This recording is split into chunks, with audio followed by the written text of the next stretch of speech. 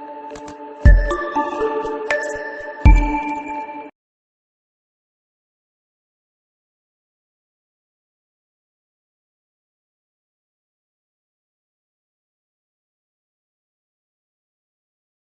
जी, चलिए बेटा। Good morning, good morning. हाँ जी, नेक्स्ट अब हम शुरू कर रहे हैं। नेक्स्ट चैप्टर है 8। ओके, ये है परफॉर्मेंस मेजरमेंट एंड इवैल्यूएशन। देखो, सबसे पहली बात तो बेटा ये रिविजनरी क्लास है, ठीक है। मैं उन स्टूडेंट से रिक्वेस्ट करता हूँ जो जिन्होंने पहले नहीं करी कॉस्टिंग, तो उसके लिए उनके लिए बेटर नहीं होगा, ठीक है। ये क्योंकि रिविजनरी है तो हम इसको थोड़ी स्पीड से और शॉर्ट में समझा रहे हैं। ओके, तो ये सिर्फ एग्जाम के पहले रिवीजन के पर्पस के उद्देश्य से बनाई गई है। ओके, तो देखो सबसे पहले हमें ये समझना है इस चैप्टर में क्या क्या है, ठीक है। परफॉर्मेंस मेजरमेंट एंड इवैल्यूएशन, इसमें मैं आपको देखो ईवीए का कॉन्सेप्ट समझा दूंगा और बाकी जो थ्योरेटिकल कॉन्सेप्ट्स है वो और केस स्टडीज। ओके, चलिए देखिए क्या कहते हैं परफॉर्मेंस मेजरमेंट एंड इवैल्यूएशन में क्या कॉन्सेप्ट है हमारे पास। दो हैं, एक तो है परफॉर्मेंस मेजरमेंट, किसमें, नॉट फॉर प्रॉफिट सेक्टर, यानी जो कंपनी यानी जो ऑर्गेनाइजेशन जो फर्म हम कहते हैं प्रॉफिट के लिए नहीं बनी है, उनकी परफॉर्मेंस में तो मेजर करनी है। ये तो डोनर या इन्वेस्टर क्यों पैसा लगाएगा, ठीक है। वैल्यू फॉर मनी और बैलेंस स्कोर कार्ड अडॉप्टेड, ठीक है, दो चीजें इसमें आएंगी, ठीक है। दूसरा परफॉर्मेंस रिपोर्ट में एक आती है बेंचमार्किंग, ठीक है। रिस्पॉन्सिबिलिटी सेंटर में हमें समझना है कॉस्ट सेंटर क्या होता है, रेवेन्यू सेंटर क्या होता है, प्रॉफिट सेंटर क्या होता है, इन्वेस्टमेंट सेंटर क्या होता है, ठीक है। अब परफॉर्मेंस मेजरमेंट में मेन आएगा डिविजनल परफॉर्मेंस, कैसे मेजर करेंगे।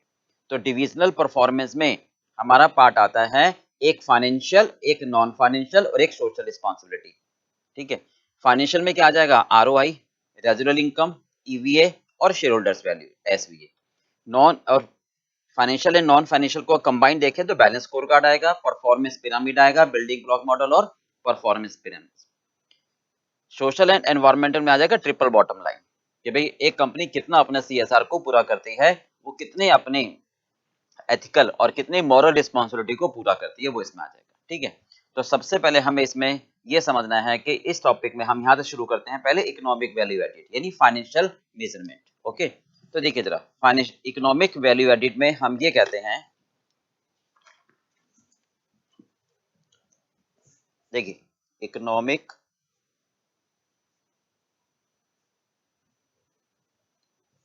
Value added, okay. हाँ जी, इकोनॉमिक वैल्यू एडिड में हमें क्या समझना है, क्या कहना चाहते हैं। ये बेसिकली सब समझो, ये एक तरह से रीनेम्ड है किसका, रेजिडुअल इनकम का, ठीक है। 1990 में ये डेवलप हुआ था, ठीक है। इसका मतलब ये है कि रेजुलर इनकम जो थी हमारी वो किस पर बेस्ड थी, ट्रेडिशनल बैलेंस शीट पर, और ट्रेडिशनल बैलेंस शीट में सारी हिस्टोरिकल कॉस्ट आती हैं और जो कि ट्रू वैल्यू यानी करंट मार्केट वैल्यू से बहुत दूर होती है। तो इसलिए हमने रेजुलर इनकम वाले कॉन्सेप्ट को रिवाइज किया, ठीक है, और उसका नाम दिया economic value added.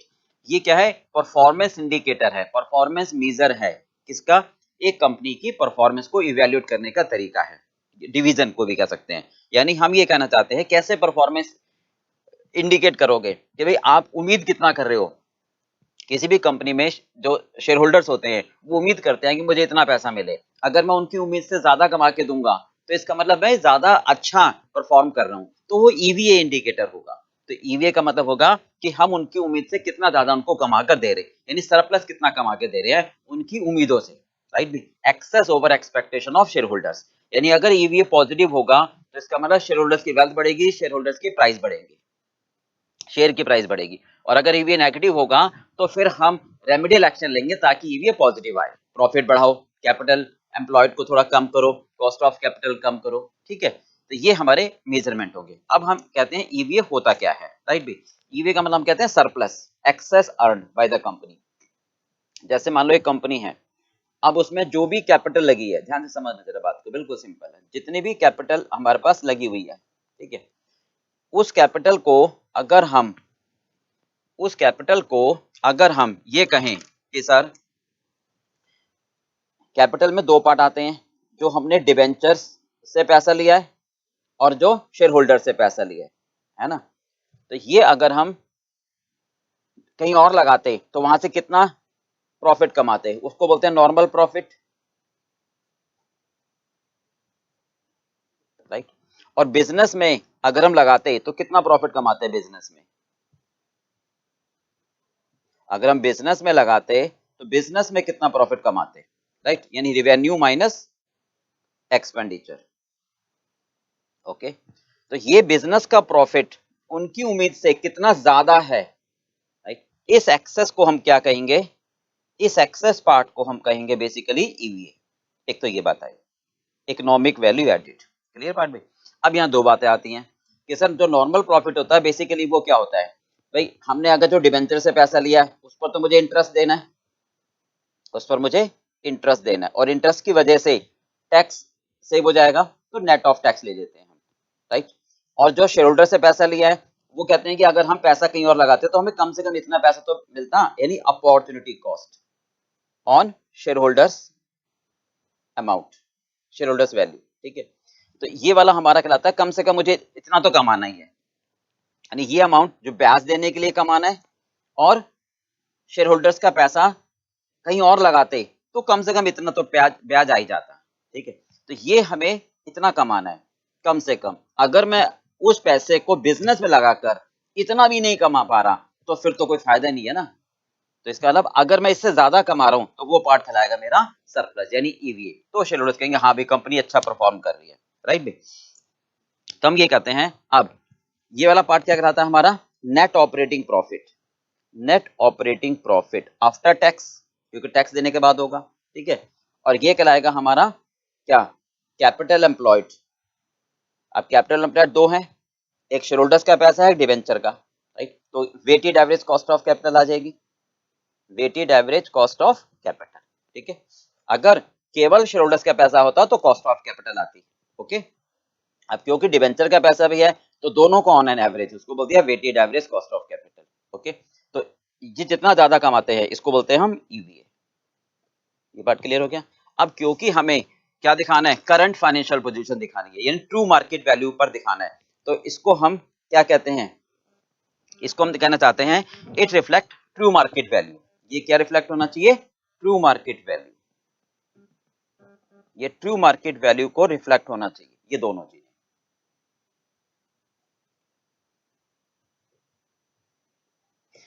Balance sheet से अगर लोगे तो हिस्टोरिकल कॉस्ट पर आएगा, बैलेंस शीट से अगर हम डाटा लेंगे तो हिस्टोरिकल कॉस्ट पर आएगा, जबकि हमें चाहिए ट्रू मार्केट वैल्यू। तो इसमें हम एडजस्टमेंट कर देते हैं, राइट। तो इसको हम नाम चेंज कर देते हैं, इसको नाम देते हैं इकोनॉमिक प्रॉफिट। इसको हम नाम दे देते हैं इकोनॉमिक प्रॉफिट। इसको हम नाम दे देते हैं इकोनॉमिक प्रॉफिट। ओके, और इसको नाम दे देते हैं हम economic capital employed. Economic capital employed multiply by weighted average cost of capital. क्यों भाई? क्यों? क्योंकि हम ये कहते हैं केवल अगर net operating profit after tax हम बैलेंस शीट से लेंगे तो वो हिस्टोरिकल कॉस्ट पर आ जाएगा, और हमें चाहिए current financial position, current market value. ठीक है, मतलब जैसे बैलेंस शीट है तो बैलेंस शीट में बिल्डिंग प्लांट एंड मशीनरी ये हिस्टोरिकल कॉस्ट पर होंगी। मतलब बिल्डिंग हमने मान लो 5 साल पहले 10 साल पहले खरीदी थी 10 लाख रुपए की, तो आज उसकी वैल्यू कितनी है बाजार में? आज हो सकता है वैल्यू बढ़ गई हो सर, 15 लाख हो गई हो, 20 लाख हो गई हो, तो आज की वैल्यू के हिसाब से बताएंगे ना आज कितना कमा रहे हैं हम। ठीक है, तो इसका मतलब होगा इकोनॉमिक प्रॉफिट लाने के लिए मुझे इसमें कुछ एडजस्टमेंट करनी पड़ेगी। तो मैं ये बात कह सकता हूं कि इकोनॉमिक प्रॉफिट मेरा क्या होगा? इकोनॉमिक प्रॉफिट हमारा क्या होगा? Net operating profit, net operating profit after tax balance sheet के हिसाब से plus minus adjustment, plus minus adjustment. क्यों भाई? ताकि बैलेंस शीट की हिस्टोरिकल वैल्यू को ट्रू मार्केट वैल्यू तक मैं ला सकूं, राइट भाई। और ये होता है कैश बेसिस पर, हो सकता है बैलेंस शीट में एक्रूअल बेसिस पर चल रहा हो। ठीक है, तो हम ये चाहते हैं कि कैश बेसिस पर मतलब कितना मैंने कमाया एक्चुअल में, नकद। ठीक है, तो ये एडजस्टमेंट का मतलब क्या कहना चाहते हैं हम? एडजस्टमेंट क्यों करते हैं हम? एडजस्टमेंट क्यों करते हैं? ड्यू टू, हाँ जी, first due to arrive true market value, ताकि ट्रू मार्केट वैल्यू पर आ सके, करंट मार्केट पोजीशन पर, राइट भाई, और कैश बेसिस पर आ सके। हमारा पर्पस होता है कैश बेसिस पर लाना, राइट भाई। सेम इकोनॉमिक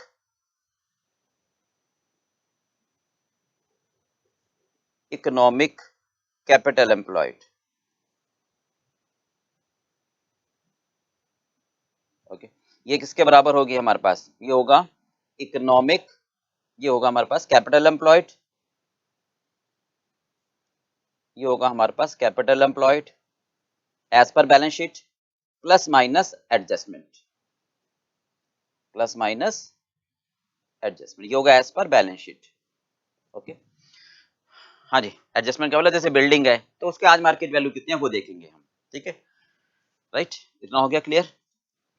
अब एडजस्टमेंट पर आते हैं हम, और एक बार ध्यान रखना, सबसे पहले जब हम एडजस्टमेंट कर रहे हैं, ठीक है, तो सबसे पहले ईयर को समझ ले हम, ईयर हमारे पास क्या क्या होते हैं, बेसिक पॉइंट आप समझते चले जाओ, ठीक है, ठीक है। सबसे पहले ये समझेंगे हम फर्स्ट पॉइंट एडजस्टमेंट से पहले, क्या कि हमारे पास ऐसे होता है सिचुएशन, ये होता है previous financial year, previous financial year, फिर आता है करंट फाइनेंशियल ईयर, ठीक है, और ये होता है करंट कंटिन्यूइंग ईयर। मतलब क्या हुआ, ध्यान से सुनना, जैसे मान लो हम कहते हैं 1 अप्रैल 2000, 1 अप्रैल 19 से लेकर 31 मार्च 2020, ठीक है, ये करंट फाइनेंशियल ईयर का, जिसकी बैलेंस शीट तैयार हो गई, इसकी बैलेंस शीट आपके पास प्रिपेयर्ड है, ओके, तो इसकी ईवीए निकालनी है हमें, इस ईयर की हमें ईवीए कैलकुलेट करनी होती है।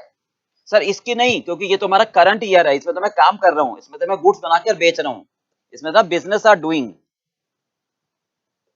बिजनेस इज रनिंग, रन काम कर रहे हैं, ठीक है, इसमें तो मैं आज खड़ा हूं, टुडे, आज की डेट में बात कर रहा हूं, तो आज अगर मैं ईवीए निकालूंगा तो जस्ट पिछले फाइनेंशियल के हिसाब से निकालूंगा ना, तो उसको बोलते हैं करंट फाइनेंशियल ईयर।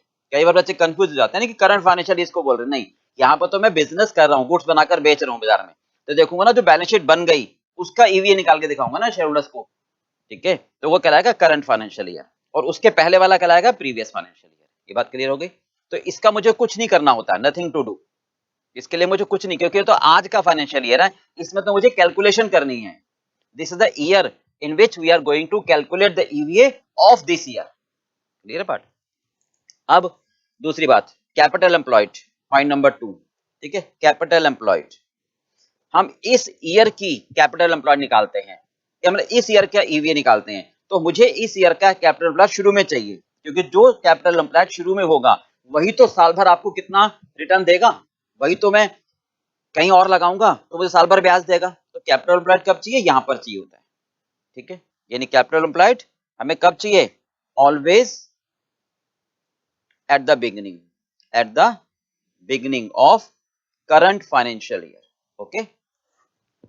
बट कभी कभी हमारे पास मतलब यहाँ की एडजस्टमेंट नहीं होती है, डिटेल ही नहीं होती है, भाई यहाँ की डिटेल होंगे तभी तो मैं यहाँ पर अराइव कर पाऊंगा एडजस्टमेंट करके, तो कई बार हमारे पास यहाँ की डिटेल नहीं होती है क्वेश्चन में, तो मैं ओपनिंग कैपिटल एम्प्लॉयड को नहीं निकाल पाता, मेरे पास सिर्फ इस साल की इंफॉर्मेशन होती है, तो फिर इनसफिशिएंट इंफॉर्मेशन होने की वजह से मैं कैपिटल एम्प्लॉयड फिर एट द एंड निकालता हूँ। तो क्या पॉइंट आया?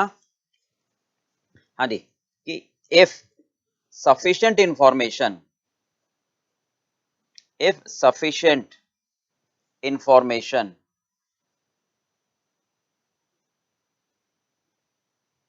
are provided, अगर sufficient information आपको दी हुई है, right, of previous financial year in respect of capital employed, right, then always calculate capital employed at the beginning, okay, but अगर मेरे पास sufficient information नहीं है, if no sufficient information, no sufficient information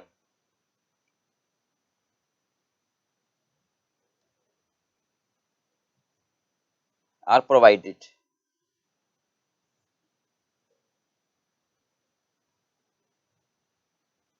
of previous financial year in respect of capital employed, right, then we should calculate capital employed at the and for current financial year for the purpose of EVA. बोलो clear बात भाई, ये ध्यान रखना, ठीक है। चलिए अब एडजस्टमेंट पर आते हैं। अच्छा तीसरी बात, पॉइंट नंबर 3, 2 पॉइंट क्लियर हो गए। तीसरा पॉइंट, आपको जो प्रॉफिट एंड लॉस अकाउंट दिया होगा, आपको जो इनकम स्टेटमेंट दी होगी, आपके पास जो इनकम स्टेटमेंट होगी, ठीक है, वो हमेशा होगी एज पर कंपनीज एक्ट। ये थोड़ा ध्यान रखना, बेसिक चीजें हैं, क्योंकि हम प्रॉफिट एंड लॉस अकाउंट, हम इनकम स्टेटमेंट दो तरीकों से बनाते हैं, एक एज पर कंपनीज एक्ट और एक as per income tax act. Sir क्या फर्क है भाई? इनकम टैक्स एक्ट में वो खर्चे लेते हैं जो as per income tax act rule के हिसाब से अलाउड होते हैं, समझ गए? तो जो टैक्स के लिए अलाउेबल खर्चा होता है हम वो लेते हैं, है ना, और इनकम टैक्स में वो लेते हैं जो अलाउेबल होता है, और कंपनीज एक्ट में सारे खर्चे लेते हैं हम, तो दोनों में फर्क होता है, यानी टैक्स पे करते हैं as per income tax act, right भाई? तो हमारे पास जो प्रॉफिट और लॉस अकाउंट दिया होता है वो होता है एज पर, वो दिया होता है एज पर कंपनीज एक्ट, ठीक है, जो हमारे पास गिवन होता है for the purpose of EVA. बोलो क्लियर पार्ट भाई? और ईवीए में हमेशा कैश बेसिस को फॉलो करते हैं। ईवीए में हमेशा क्या फॉलो करते हैं हम? कैश बेसिस को। We should follow, we should follow cash basis, ठीक है, इंस्टेड ऑफ एक्रूवल बेसिस।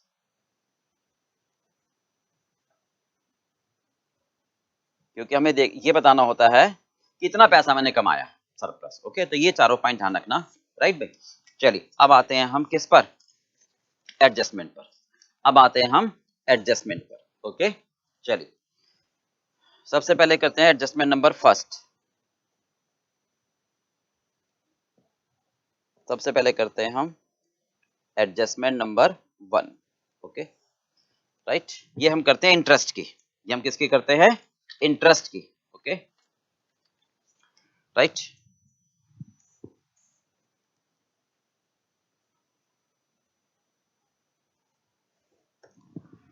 हाँ जी, देखिए क्या कहना चाहता है इंटरेस्ट के लिए। जो प्रॉफिट आपके पास, हमारा ईवीए का कॉन्सेप्ट क्या है पहले वो समझ ले एक बार दोबारा। ईवीए किसे कहते हैं हम? Economic profit, economic profit minus economic capital employed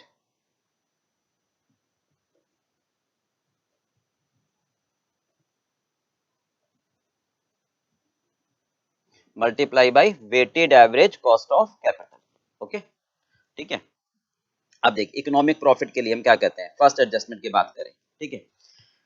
interest ध्यान रखना, सपोज आपके पास ये कहता है, ये पॉइंट मतलब केस नंबर 1 कहते हैं इंटरेस्ट में, सिचुएशन 1 क्या कहते हैं। सपोज आपको ये कहता है कि आपके पास profit before interest and tax दिया हुआ है, profit before interest and tax दिया हुआ है सपोज 100 रुपए का। Okay, right. अब इसमें कहता है मैंने इंटरेस्ट माइनस कर दिया, क्योंकि कंपनीज एक्ट के हिसाब से हो गया, इंटरेस्ट मैंने माइनस कर दिया सपोज 10 रुपए का। इंटरेस्ट ऑन डिवेंचर होता है, interest on long term loan, ठीक है। तो ये आ गया profit before interest and tax, 90 रुपए आ गए, ठीक है। अब इस पर मैंने टैक्स पे करा, सपोज अभी हम कह रहे हैं दोनों सेम ही है, कोई फर्क नहीं है, इसमें मैंने टैक्स पे करा 30% से। ओके, तो ये आ गया प्रॉफिट आफ्टर टैक्स, कितना आ गया 63। ये आपको गिवन है, ये आपके पास गिवन है। ओके, अब मुझे क्या एडजस्टमेंट करनी होगी? हमारे पास जो नेट ऑपरेटिंग प्रॉफिट होगा, हमारे पास जो net operating profit after tax होगा, कितना है ये? 63 रुपए। मुझे क्या करना है बेसिकली ईवीए के लिए, इकोनॉमिक प्रॉफिट के लिए, इंटरेस्ट को इग्नोर करना है, मुझे ये कैलकुलेट करना है, ठीक है। तो इंटरेस्ट क्यों क्यों इग्नोर करना है? क्योंकि इंटरेस्ट की कैलकुलेशन तो यहां पर आ जाएगी, दोनों में तो नहीं आ सकती ना, ठीक है। तो इंटरेस्ट यहां से इग्नोर करना है। तो इंटरेस्ट बेसिक पर्पस क्या है हमारा? Interest should be ignored in economic profit, right, क्योंकि दोबारा 2 बार काउंट ना हो, to avoid double countation, to avoid doubling, to avoid doubling. अब वो कैसे, हाउ, कैसे करें हम, ठीक है। हम एक काम करते हैं, हम ऐसे दिखा देंगे भाई, net operating profit before tax कितना है हमारा, 100 रुपए। Net operating profit before tax 100 रुपए है, इस पर कितना टैक्स जाएगा एक्चुअली में वो देख लेते हैं, कितना, 30 रुपए। इंटरेस्ट पूरी तरह हटा दोगे, इंटरेस्ट है ही नहीं, राइट भाई। तो कितना आ गया हमारे पास, ये आ गया net operating profit after tax, यानी 70 रुपए, ये आएगा। इसमें और एडजस्टमेंट करोगे आप, क्लियर पार्ट भाई। हम यहां ऐसे भी दिखा सकते हैं और हम ऐसे भी दिखा सकते हैं, क्या, ध्यान से सुनना जरा, कि हम इसको इस तरह से दिखा सकते हैं कि भाई हमारे पास प्रॉफिट कितना है आफ्टर टैक्स, 63 का है। हम ऐसे भी दिखा सकते हैं, प्रॉफिट आफ्टर टैक्स मेरे पास क्या है, 63, ध्यान से सुनना, ओके।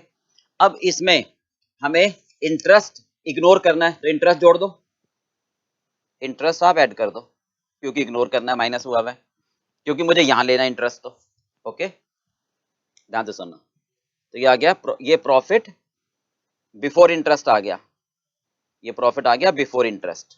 बट इंटरेस्ट की वजह से मेरा टैक्स क्या हुआ, इंटरेस्ट की वजह से मेरा टैक्स बर्डन भी गया कम, है ना। अगर इंटरेस्ट 10 रुपए का इंटरेस्ट ना होता तो टैक्स 30 रुपए जाता, क्या कह रहे हैं, अगर ध्यान से सुनो, इंटरेस्ट ना होता तो मेरा टैक्स यहां पर 30 रुपए जाता ना, और अब कितना जा रहा है, 27 रुपए।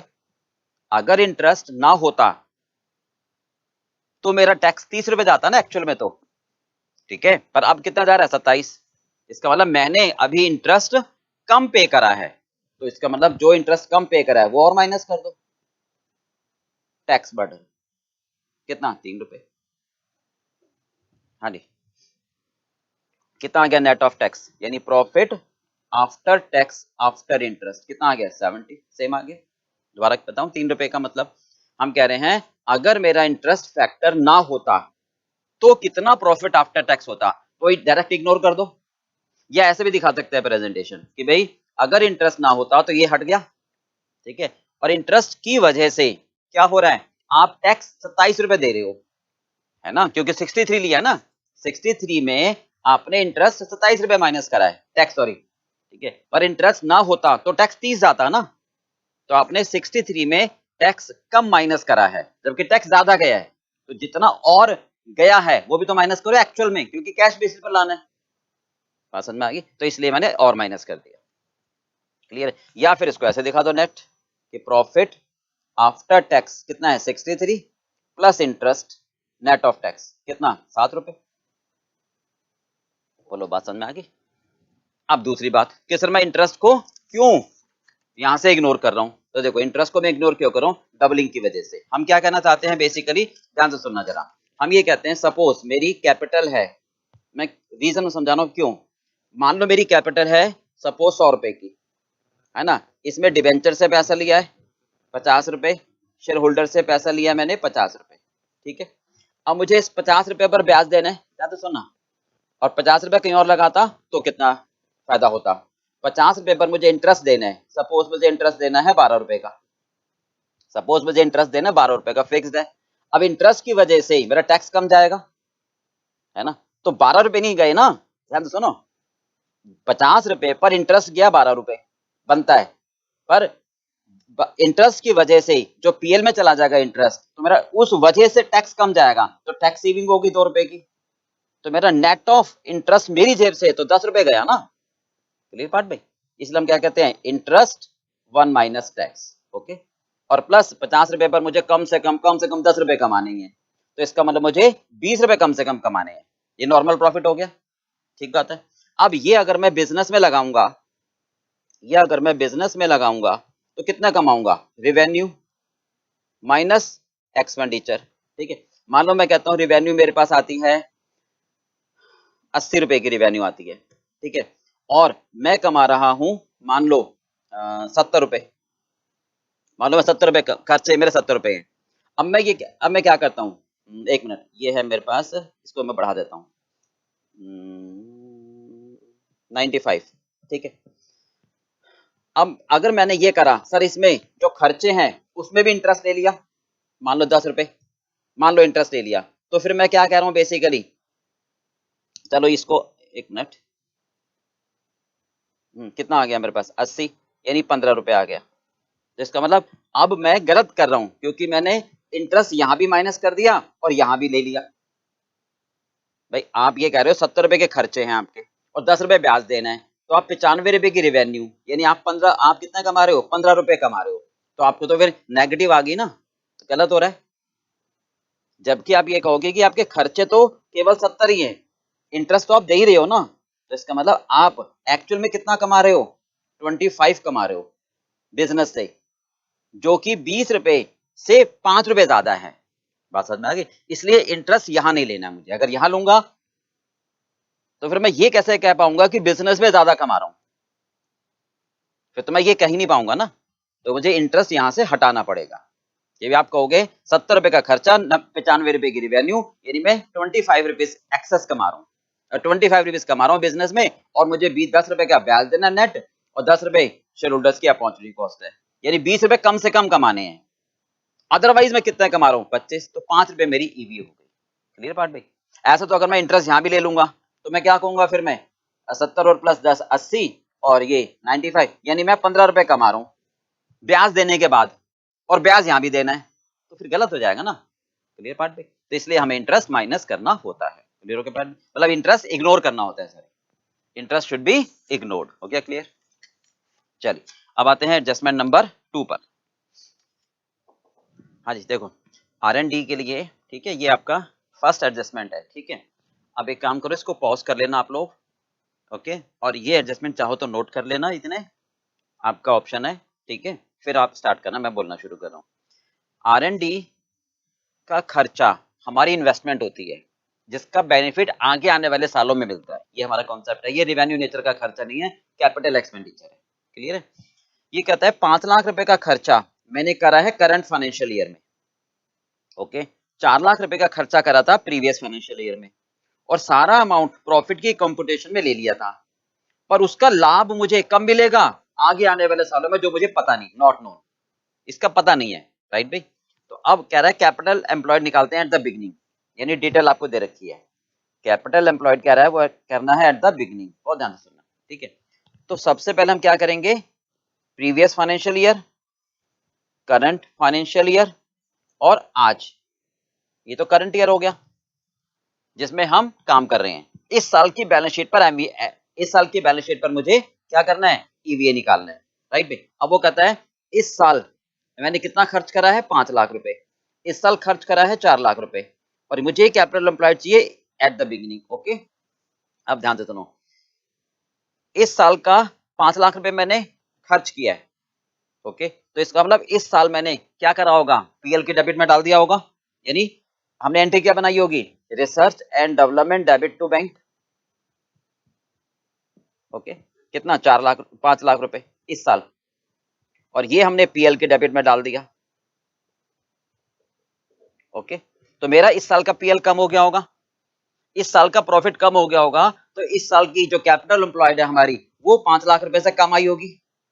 भाई ये हमारा बैलेंस शीट में गया होगा ना बेसिकली, यानी यहाँ हमारी कैपिटल एम्प्लॉयड 5 लाख रुपए से कम जा रही है, क्योंकि फायदा पता नहीं कम मिलेगा, तो मैचिंग कॉन्सेप्ट नहीं आ रहा ना, या तो इस साल का फायदा इस साल मिल जाता तो बात खत्म होती।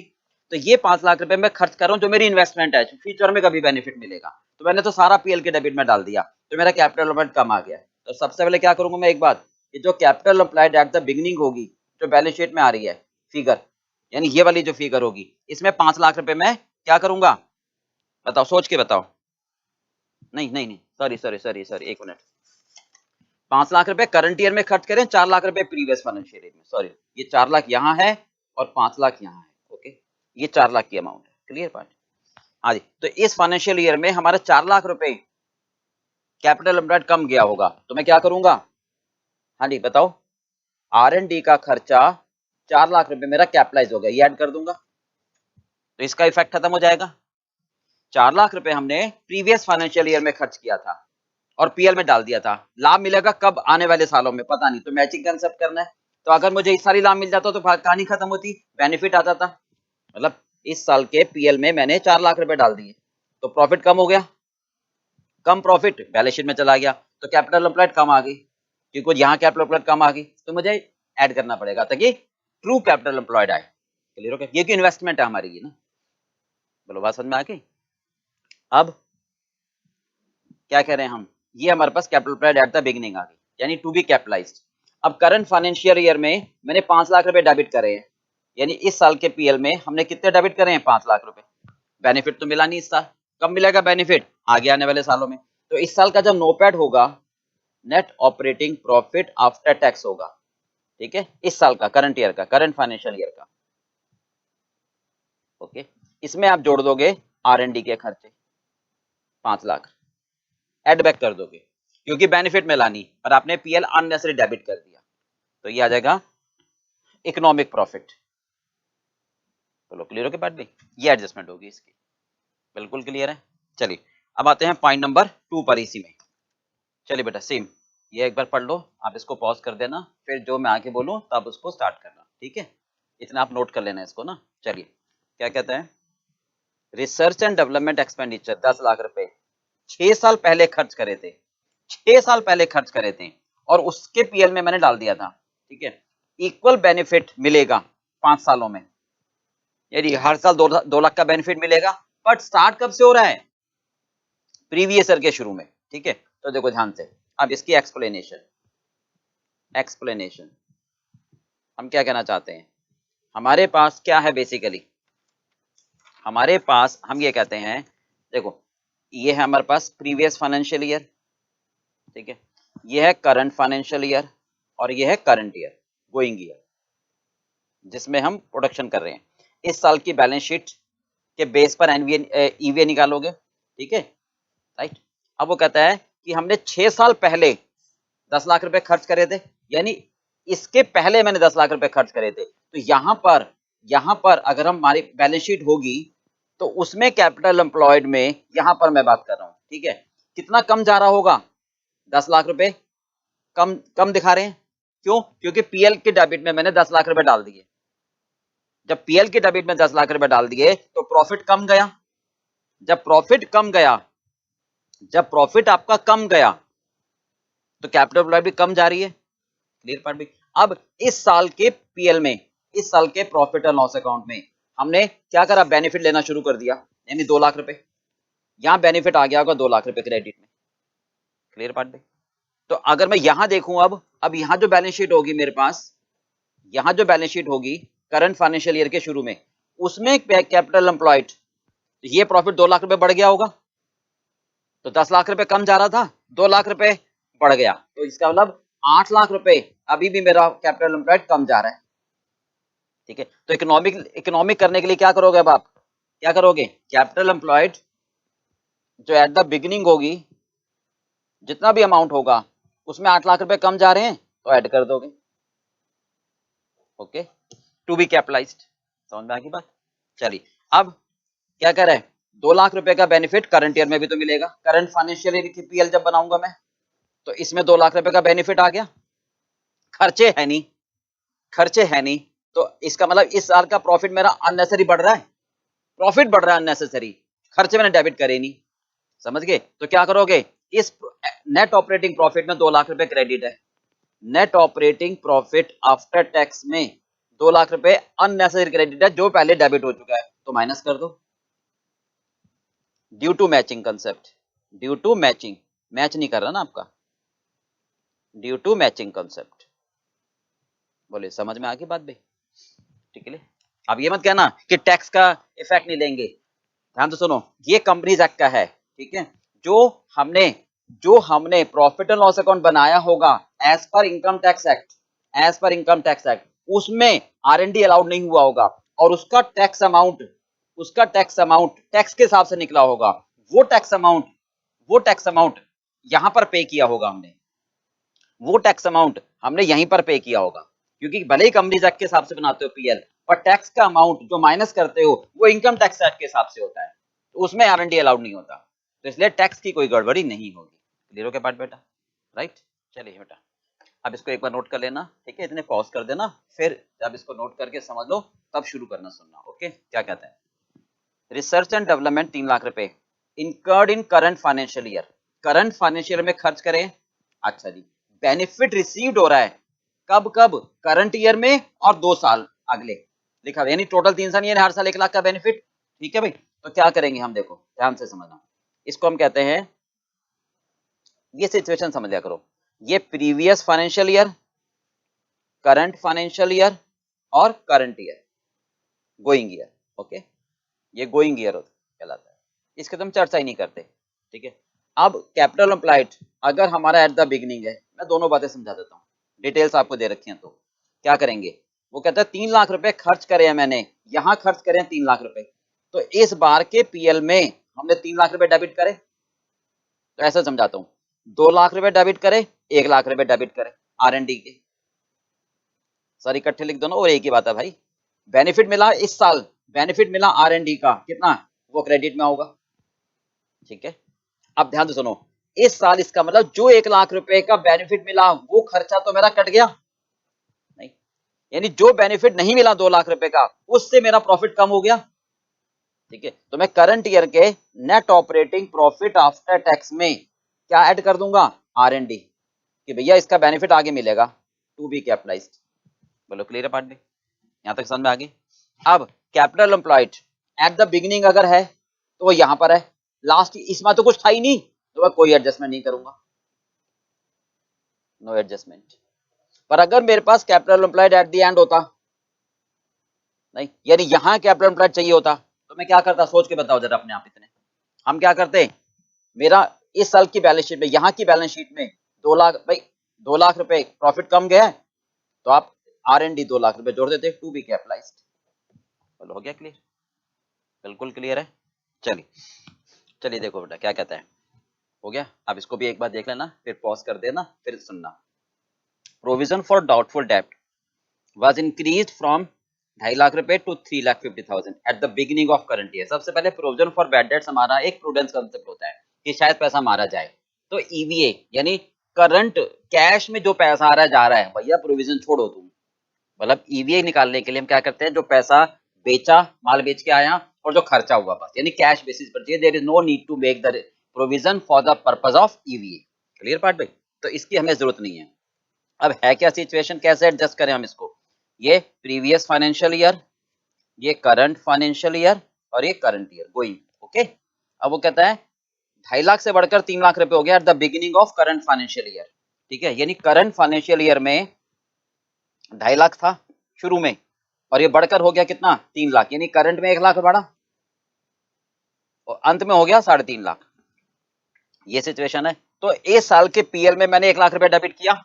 ओके, तो net operating profit after tax जो दिया है कंपनीज एक्ट के हिसाब से, उसमें मैं ऐड कर दूंगा, मुझे आवश्यकता ही नहीं, प्रोविजन फॉर बैड डेट्स कितना, 1 लाख रुपए, 1 लाख रुपए से पीएल डेबिट था, भैया इसकी आवश्यकता नहीं, आप जोड़ दो।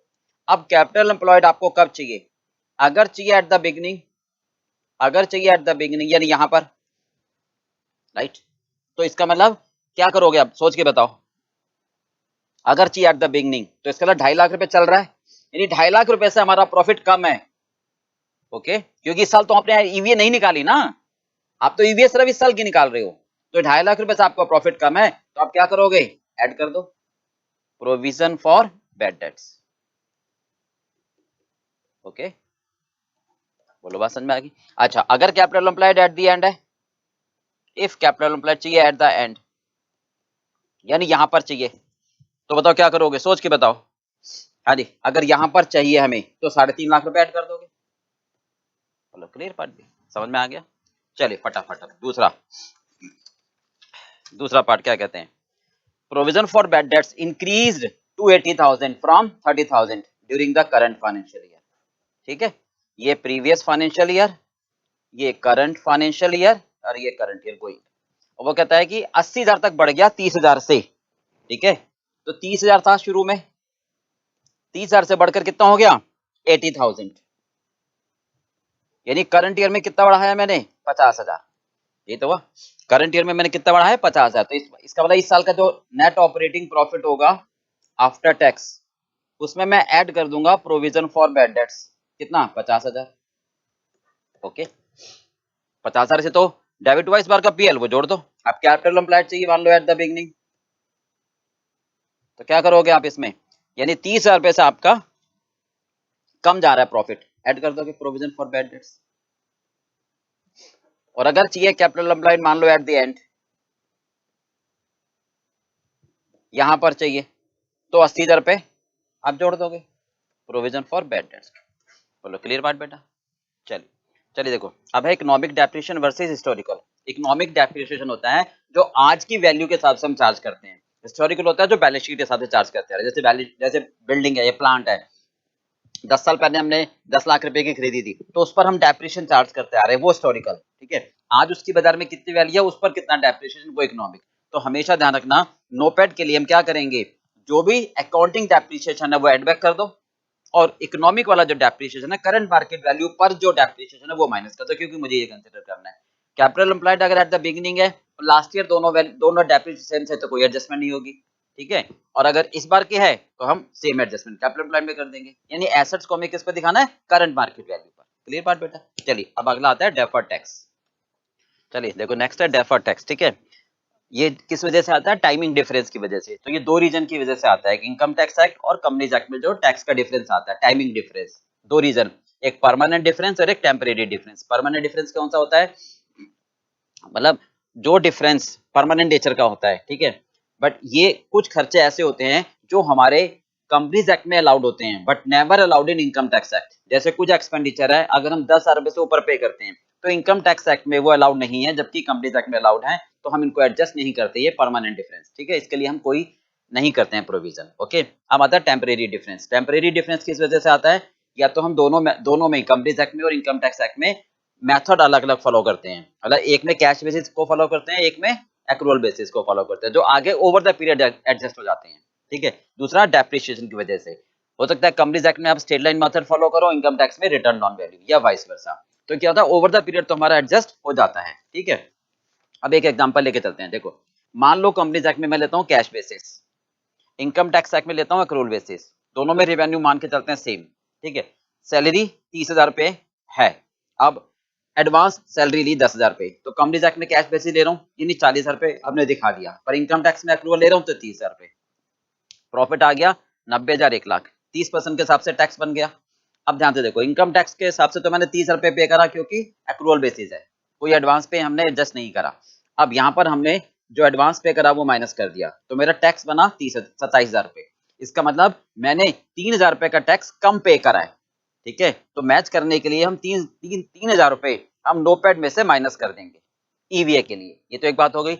अब देखो ध्यान से, एक मिनट, क्या करेंगे हम, अगले साल दोनों में रिवेन्यू मान लो सेम है। ठीक है, अगले साल कंपनी एक्ट में 20,000 रुपए दिखाओगे क्योंकि 10,000 रुपए आपने एडवांस दे दिए थे। ठीक है, और यहाँ 30,000 दिखाओगे जो एक्रूअल बेसिस पर चल रहा है, जो हमारा एक्रूअल बेसिस पर चल रहा है। तो ये हमारा इनकम आया पार्ट। अब यहाँ पर आया 33,000 टैक्स, यहाँ पर आया 30,000, वहां यहाँ तो 30,000 चल रहा है हर बार, इस बार 27,000 आया था, इस बार 33,000, तो दोनों साल में देखे तो 60,000 है, बराबर है। समझ रहे हो, बट ईयर की वजह से फर्क आ रहा है, तो हम क्या करेंगे, नेक्स्ट ईयर तो ऑटोमेटिकली एडजस्ट हो जाएगा। तो ये एडजस्टमेंट हम क्या करेंगे, प्रोविजन बना लेंगे हम 3,000 रुपए का पीएल में। करंट ईयर में हम क्या करते हैं, पीएल डेबिट टू टैक्स कितना, 27,000। ओके, हमने 3,000 का प्रोविजन बना लिया ताकि उससे मैच हो जाए इनकम टैक्स एक्ट से, ये करंट ईयर में। अब नेक्स्ट ईयर में क्या होगा, हमने 33,000 रुपए टैक्स बना, अब 3,000 जो प्रोविजन बनाया था उसकी जरूरत नहीं है, रिवर्स बैक कर दिया।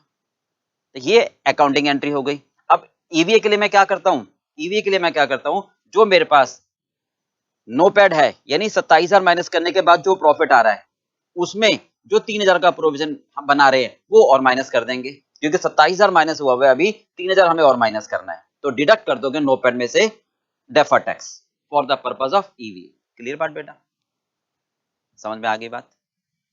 हाँ जी, ईवीए के लिए हम 3,000 रुपए और माइनस कर देंगे। तो अगर मैं ये बात समझूं, आप देखो जरा एक मिनट, जैसे मैं एक एग्जांपल ले लूं और शॉर्ट में, अब इतनी सारी डिटेल नहीं दी होगी, तो आपको इनकम स्टेटमेंट दे रखी होगी,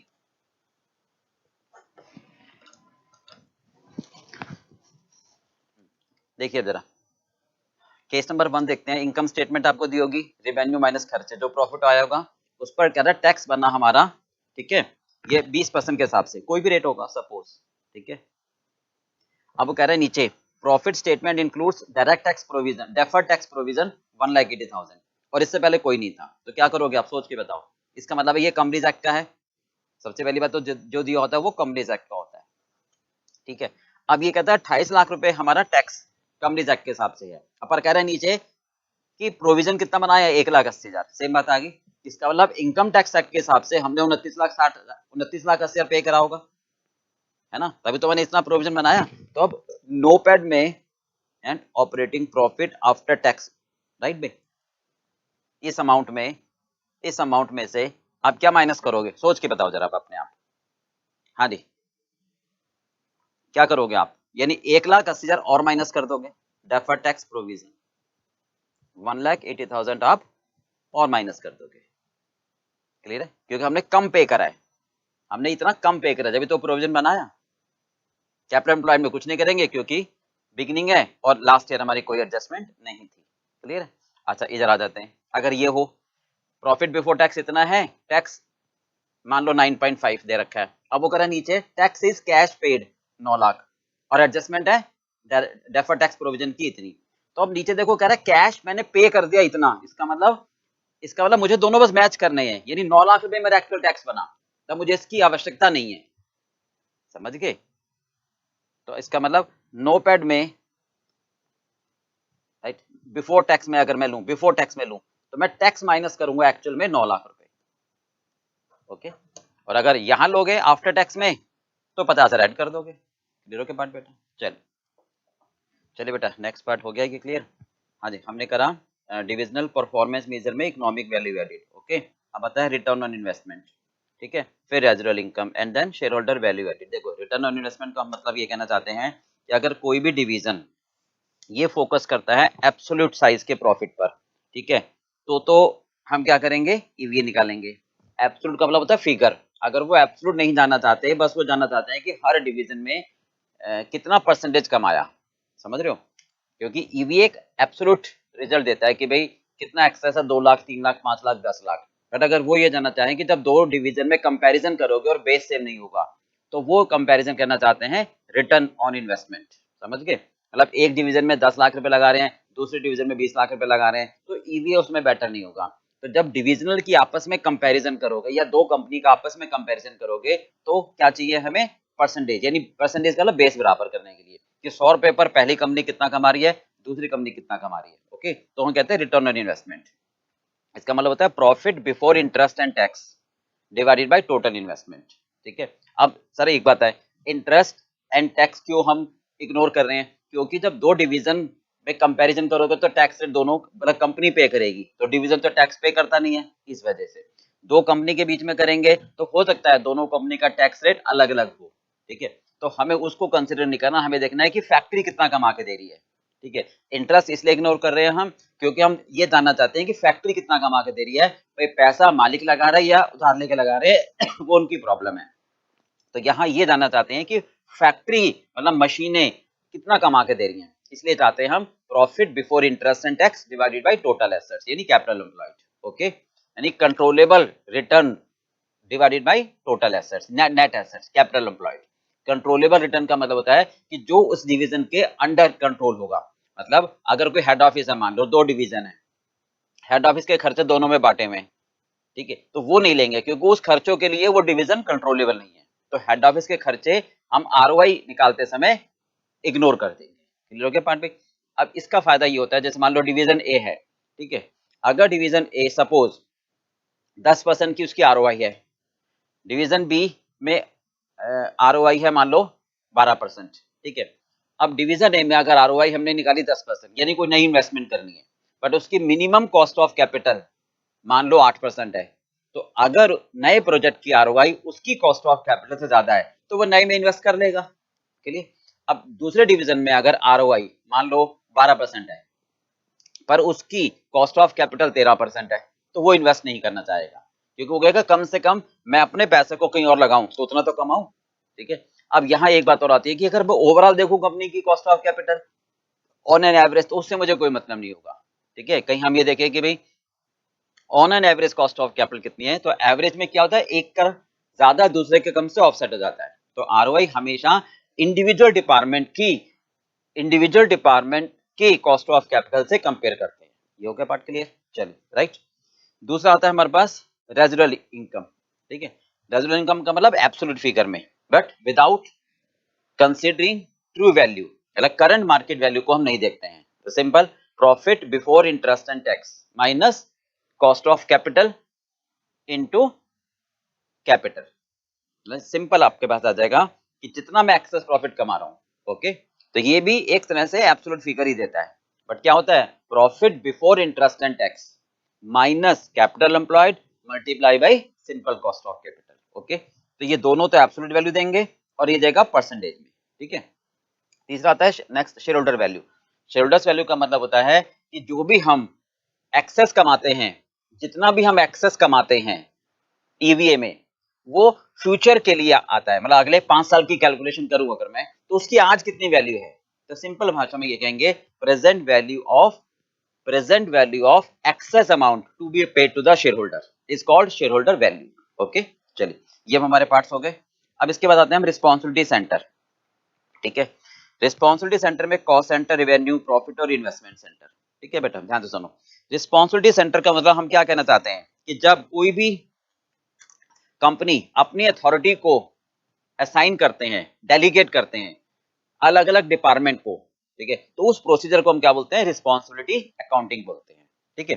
मतलब ये कहते हैं कि टॉप मैनेजमेंट अथॉरिटी को डेलीगेट करता है डिसीजन लेने के लिए, ठीक है, तो उस सिस्टम को बोलते हैं रिस्पॉन्सिबिलिटी अकाउंटिंग, ओके। इसका पर्पस होता है कि हर मैनेजर की परफॉर्मेंस को इवेल्युएट किया जाए, जज किया जाए, ताकि कि वो सही काम कर रहे हैं या नहीं कर रहे हैं, कि वो उनकी एक्टिविटीज अंडर कंट्रोल है या नहीं है, राइट। तो अब इसमें सबसे पहला पार्ट क्या आता है हमारे पास, cost centre, okay. Cost centre का मतलब होता है कि वो रिस्पॉन्सिबल सेंटर जहां पे मैनेजर या डिविजनल अथॉरिटी रिस्पॉन्सिबल होती है कि उस डिवीजन में जो खर्चा किया जा रहा है वो उनके बजट के अकॉर्डिंग है या नहीं है। अगर एक्चुअल खर्चा उनके बजट से ज्यादा आता है तो हम रेमेडियल एक्शन लेते हैं, हम जवाब मांगते हैं, राइट। अगर एक्चुअल खर्चा बजट से कम आता है तो रिवार्ड देते हैं। इसका मतलब कॉस्ट सेंटर का मतलब हुआ वो सेंटर, वो मैनेजर, वो डिपार्टमेंट जो अकाउंटेबल, जो रिस्पॉन्सिबल होता है, जो जवाबदेही होता है कि उस डिपार्टमेंट में कितना खर्चा आ रहा है। तो कैसे जवाबदेही होगा, एक्चुअल खर्चों को बजट से कंपेयर किया जाएगा, डिफरेंस को हम एनालाइज करेंगे कि क्यों डिफरेंस आ रहा है, ओके। रिवेन्यू सेंटर, ठीक है। रिवेन्यू सेंटर का मतलब होता है वो रिस्पॉन्सिबल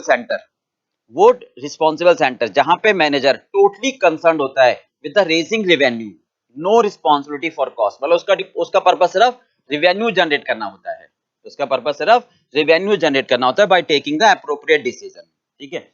यहां पर ये कहना चाहते हैं मतलब कि अगर कोई भी डिसीजन ऐसा है कि भाई हमें कोई कंपोनेंट है बनाकर बेचे या खरीद के बेचे जिसमें रेवेन्यू ज्यादा आएगी, ऑफर एक्सेप्ट करें या नहीं करें, ओके।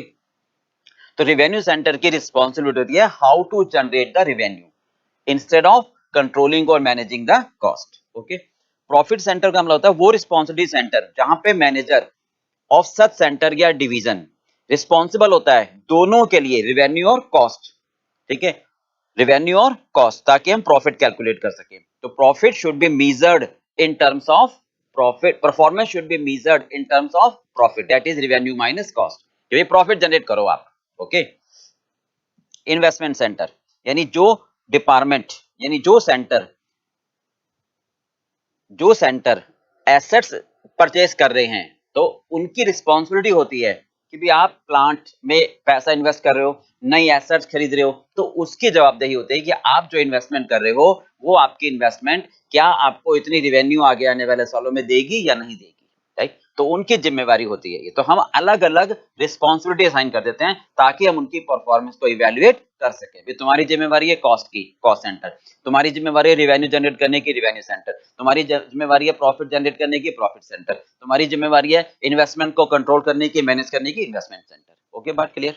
चलिए अब आते हैं हम किस पर, ये हो गया हमारे पास, ये भी हो गया, ठीक है, फाइनेंशियल एंड नॉन फाइनेंशियल पर, ओके। यहां आते हैं हम, देखो सबसे पहले परफॉर्मेंस पिरामिड, सबसे पहले हम आते हैं परफॉर्मेंस पिरामिड पर, ओके। चलिए बेटा नेक्स्ट पार्ट है, देखो परफॉर्मेंस पिरामिड, ओके। ये क्या कहना चाहता है, ये एक परफॉर्मेंस मेजरमेंट टेक्निक है जो स्ट्रेटेजी और एक्टिविटी को लिंक करता है। ये परफॉर्मेंस मेजरमेंट अप्रोच है कि हम परफॉर्मेंस कैसे मेजर करेंगे, ठीक बात है। मतलब स्ट्रेटेजिकल मेजरमेंट और रिपोर्टिंग टेक्निक है, ठीक है।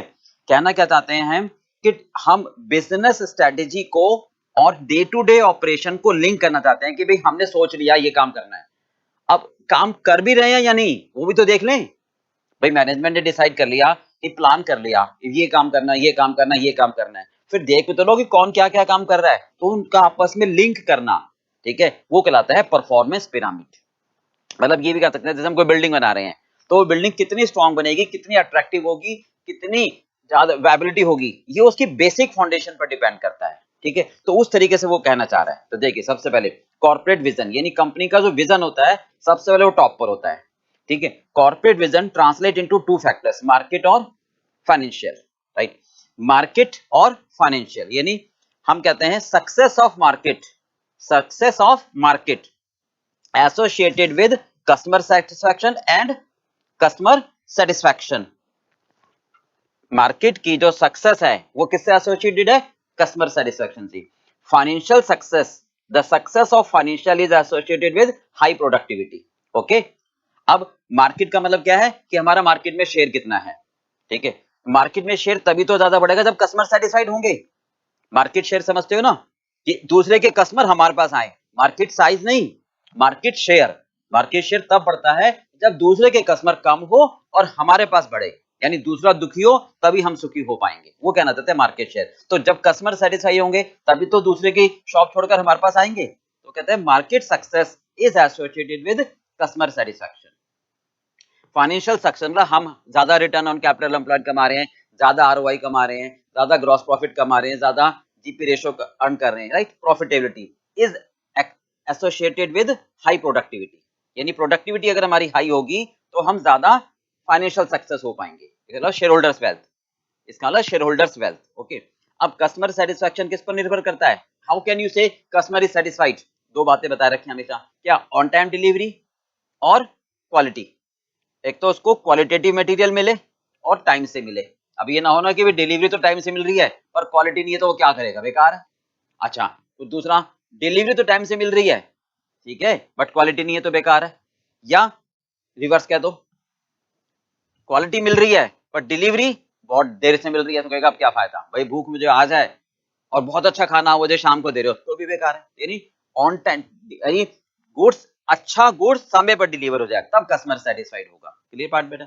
हाई प्रोडक्टिविटी, हाई प्रोडक्टिविटी कैसे अचीव होगी, अगर हम साइकिल टाइम रिड्यूस करेंगे और वेस्टेज को रिड्यूस करेंगे। साइकिल टाइम का मतलब क्या होता है, ऑपरेशन टाइम यानी input output time, conversion time, input डाला आउटपुट बना तो वो साइकिल टाइम, प्रोसेस टाइम आप रिड्यूस करो, ठीक है।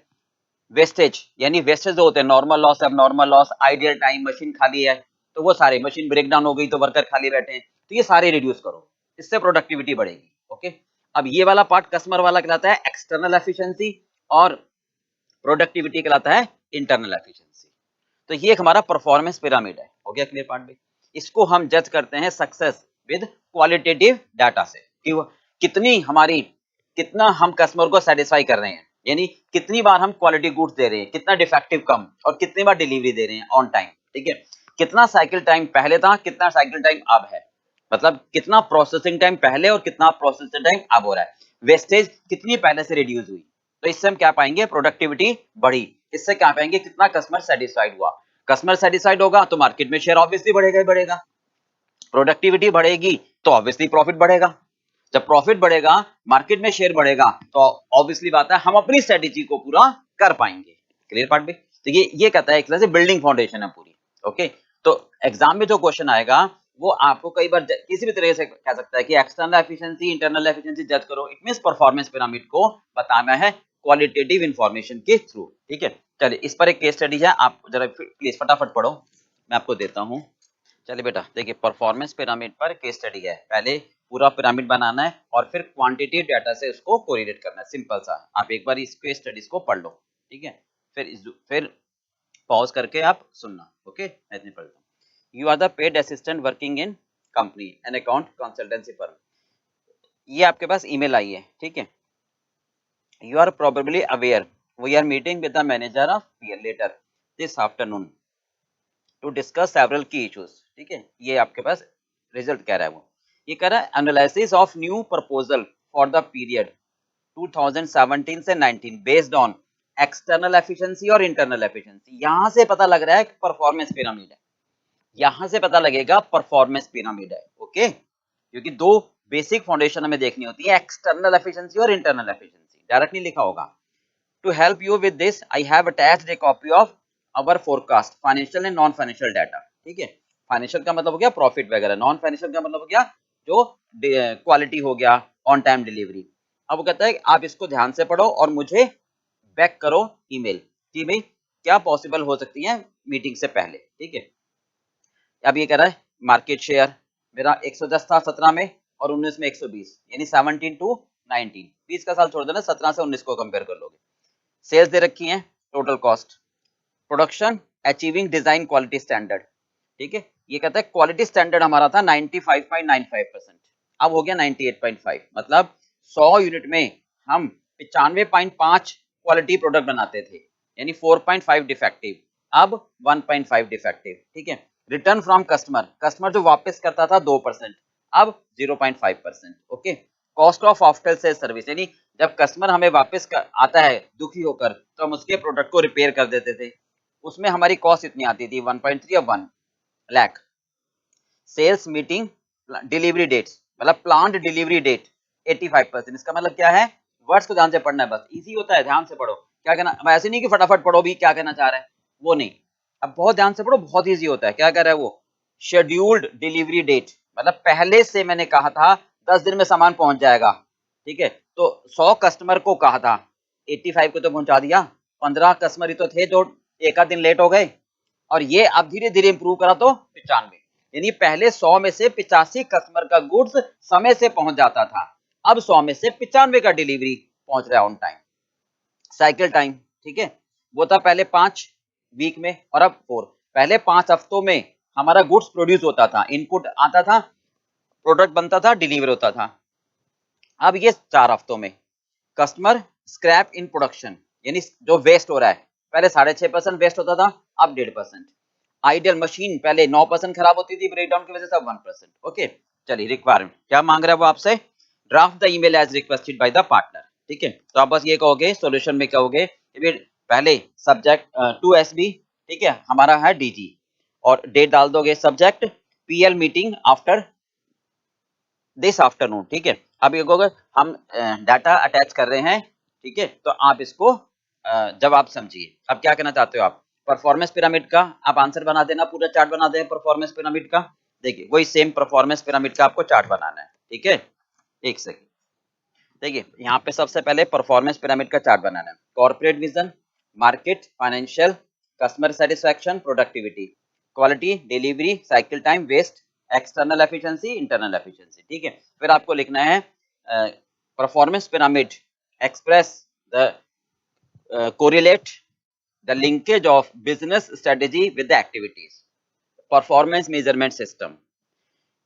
If a building is to be say strong, it represent from its basic foundation. ठीक है, this can be presented by the this pyramid. कैसे, the corporate vision is on the top.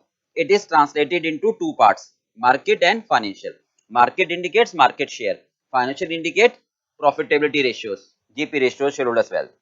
ठीक है, अब कहोगे success of market associated with high customer satisfaction, the success of financial is associated with productivity, high productivity, customer satisfaction is measured by high quality and on time delivery, high productivity is measured by low cycle time and low wastage. ठीक है, these are external efficiencies and these are internal efficiencies. All these are supported by the following quantitative details. Clear बात, अब quantitative details पर आ जाओगे, क्या क्या कहोगे आप, बिल्कुल सिंपल। अब इनको आपको आइडेंटिफाई करना है। क्या, देखो quality standards, delivery on time, after sale service, ये तीनों क्या कहेंगे आपके क्वालिटी में आ जाएंगे, ये तीनों आपके आ जाएंगे क्वालिटी में, ये तीनों आपके आ जाएंगे क्वालिटी में। ठीक है, यानी कस्टमर सेटिस्फेक्शन, तो आप कहोगे क्वालिटी में क्या क्या आ जाएगा आपके पास। हाँ जी, आप कहोगे फर्स्ट पार्ट, हाँ जी, क्वालिटी स्टैंडर्ड 95% से बढ़कर कितना हो गया 98.5। ठीक है, दूसरा क्वालिटी में, हाँ जी, रिटर्न फ्रॉम कस्टमर ये क्वालिटी में ही आएगा, रिटर्न फ्रॉम कस्टमर। बस आपको सिलेक्ट करना है किस में आएगा। क्यों आएगा सर इसमें क्वालिटी में? क्योंकि कस्टमर मुझे वापस कर रहा है, तो डिफेक्टिव कम होगा ना, तभी तो वापस कर रहा है। तो पहले 2% होता था, यानी 100 में 2 वापस करते थे, यानी 98% की क्वालिटी सही थी, ठीक है। अब 0.5%, अब 0.5% की बात आ रही है, ठीक है। तीसरा cost of after sale service, तीसरा है cost of after sale service. Cost of after sale service किसमें? पहले 1.3 लाख था और अब 1 लाख। तो आप कहोगे तीनों ये पार्ट क्वालिटी में आएंगे, तो तीनों में कम हो रहा है, तो इसका मतलब कस्टमर ज्यादा सेटिस्फाइड है। It means customer is quite satisfied. Okay, अब आता है डिलीवरी, यानी कितना हम ऑन टाइम डिलीवरी दे रहे हैं।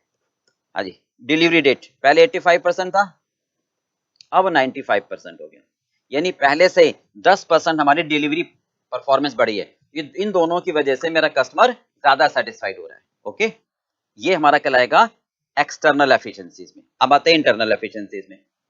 ये किसमें आएगा? एक्सटर्नल एफिशिएंसीज में। ओके, दूसरा आएगा हमारे पास इंटरनल एफिशिएंसीज में। इंटरनल एफिशिएंसीज में क्या दिखाओगे आप? साइकिल टाइम और wastage, normal abnormal wastage. Okay, तो क्या कह रहा है साइकिल टाइम में? देखो, हाँ जी, कस्टमर कंपोनेंट स्क्रैप्ड, नहीं, average cycle time. Average cycle time पहले कितना था आपके पास? 5 हफ्ते, और अब 4 वीक, यानी पहले हमारा गुड्स 5 हफ्तों में बनता था, इनपुट से आउटपुट, अब 4 वीक में। तो इसका मतलब परफॉर्मेंस है। वेस्टेज क्या कहोगे आप? स्क्रैप्ड, इसमें 2 आ जाएंगे। स्क्रैप्ड कितना था पहले? 6.5, अब 1.5।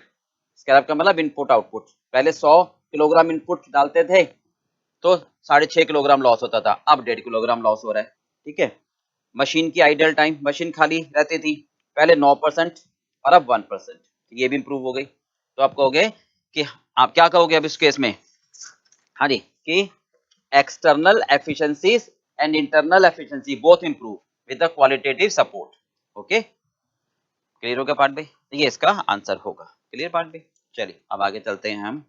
चलिए बेटा, नेक्स्ट है ट्रिपल बॉटम लाइन, ठीक है। मैंने आपको चार्ट बना के दे रखा है, आपको नोट्स में भी है, आपको समझाता हूँ। ट्रिपल बॉटम लाइन क्या आता है कि ये एक ऐसा कॉन्सेप्ट है, परफॉर्मेंस मेजरमेंट है। It encourages to the manager and company not only for their financial performance, मतलब डिविजनल मैनेजर और कंपनी को एनकरेज करता है, केवल फाइनेंशियल परफॉर्मेंस या फाइनेंशियल प्रॉफिट को मेजर नहीं करता, बट आल्सो इम्पैक्ट किस पर?